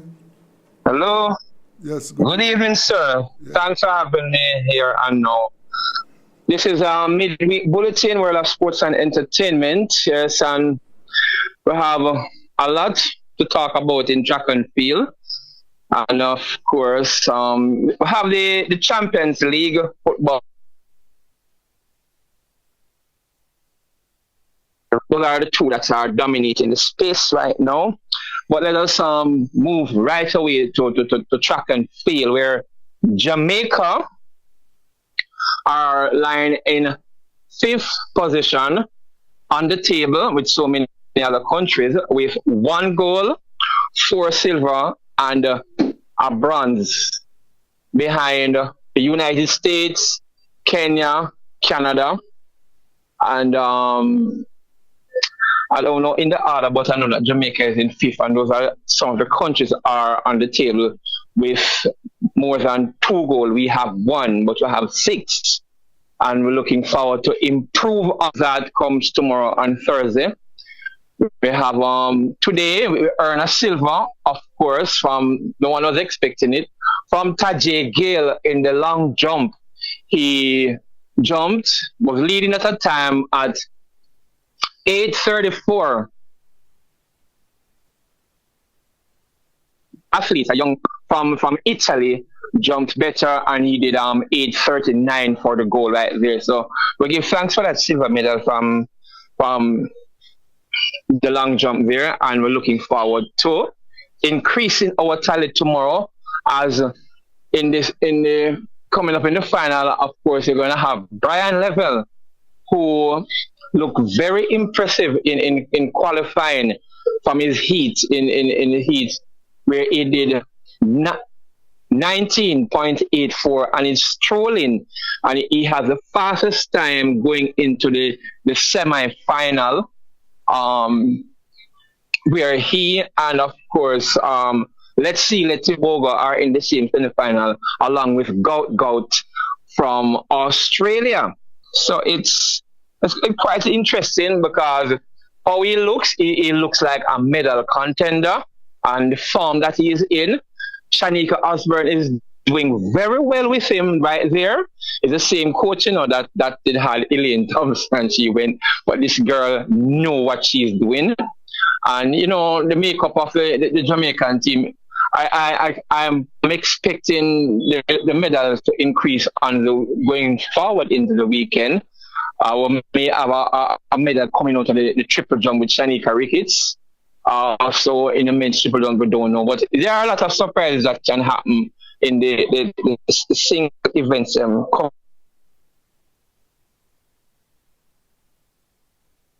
It's a good look for Jamaica at this time, and looking forward to stepping up.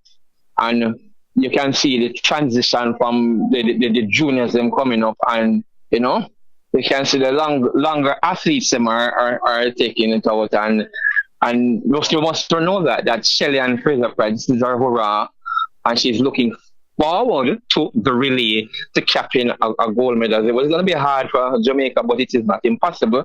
Depends on the team that will be assembled and how them pass around the baton.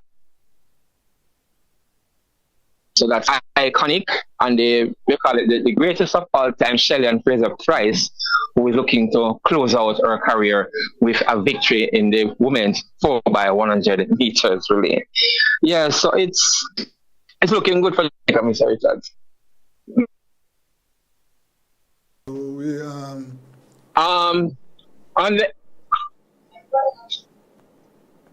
On the entertainment side, at least one other thing we want to look at, they're talking about the Thanksgiving service for Alan Skill Cole. They're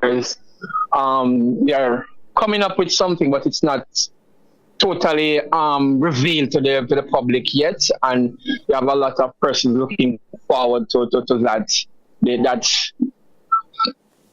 that funeral service for the late Alan Skill Cole. I think the minister have something to do with that, so we will be hearing more in subsequent newscasts coming out of the ministry. Yes. Okay. Champions League football, Liverpool win. Arsenal win. It's the Open League from today, continue tomorrow. All the prominent teams have won except Chelsea. They have lost, and they're looking to continue. It is just the opening day of the Champions League, so everyone is looking forward for the team that in the European competition. Okay. So that's basically it. The Manning Cup is on. The teams that are Jamaica College, Mona, and of course Kingston College.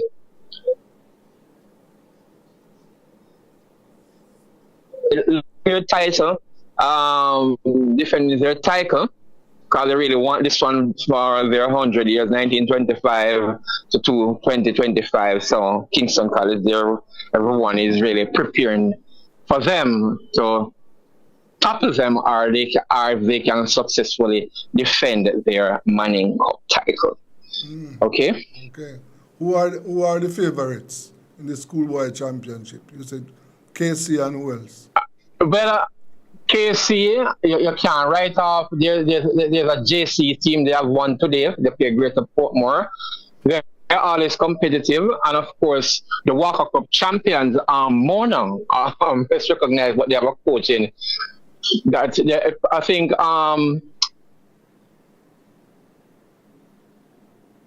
Craig Butler leave a program that they are following, and they are continuing on it, and they are playing good. So let's see what Mona is coming to do. You have other teams that are playing well, but haven't impressed yet. But I think the favorite for now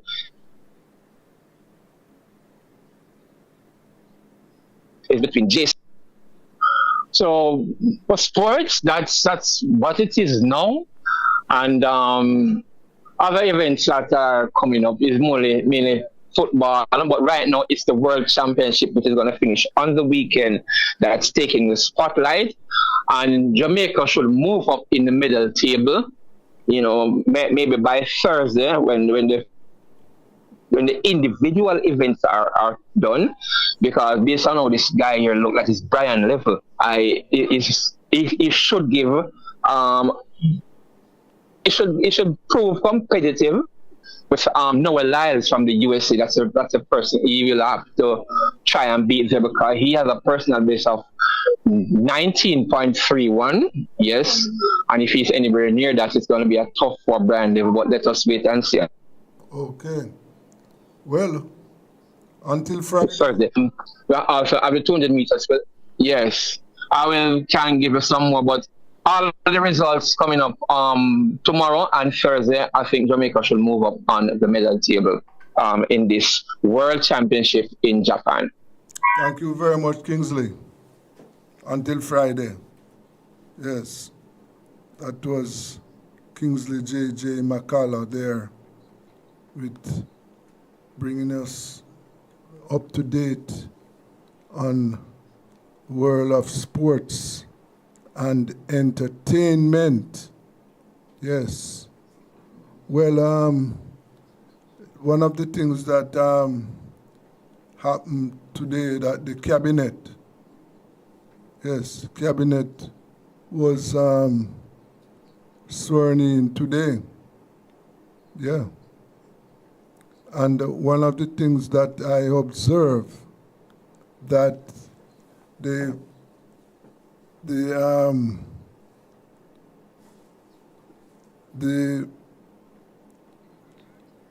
Prime Minister reappointed Robert Montague and Dr. Wheatley to the cabinet. You remember those two were omitted from the cabinet when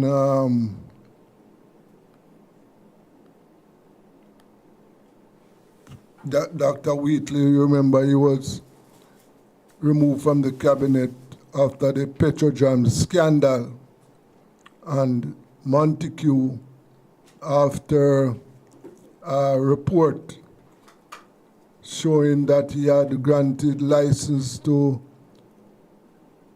men with criminal records. Yes. So what we observe now is that the new cabinet has announced, and Dr. Wheatley will now have responsibility for science, technology, and special projects as a minister without portfolio in the office of the Prime Minister. And Montague will have portfolio in the Ministry of Economic Growth and Infrastructure Development. Yes. So that is what I see now, and I also see that the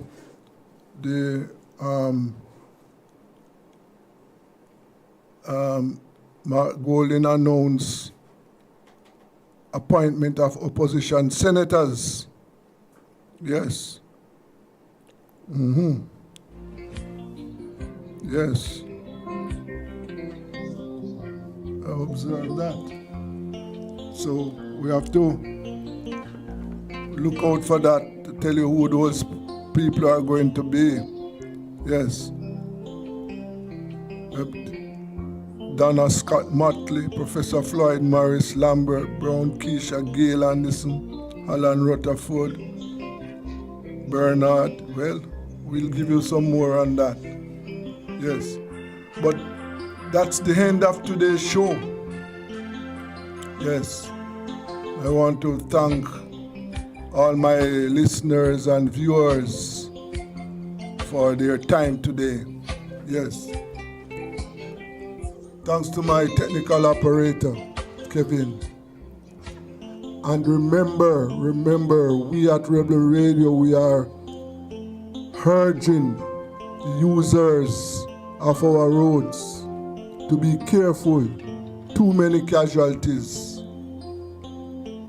And remember that the gunmen are out there. So be careful. Until Friday, this is Rebel Radio and I'm Desmond Richards.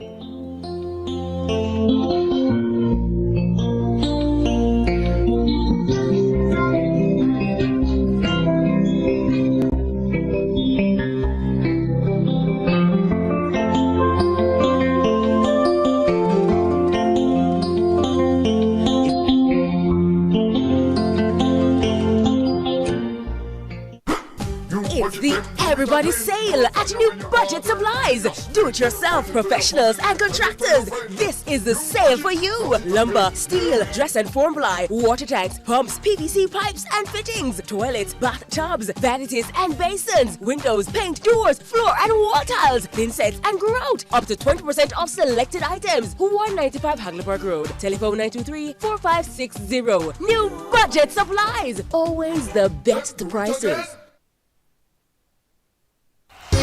Tools, hardware and supplies is turning up the heat this summer with their super saving summer sale. Prices are slashed on everything you need to fix up your home. Beautiful tiles, sleek doors, top quality windows, modern sanitary ware, exclusive flooring and more. At Tools, hardware and supplies, we have you covered for the summer. So come visit us at 279 Spanish Town Road, 4 South Camp Road, 8 Red Hills Road, or online at toolsja.com. Tools! The Lion King of Hardware.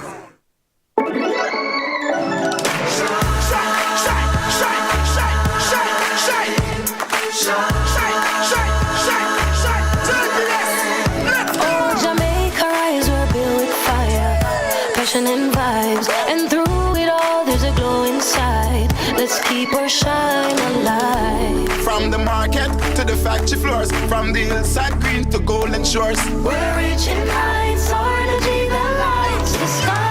JPS, powering what matters.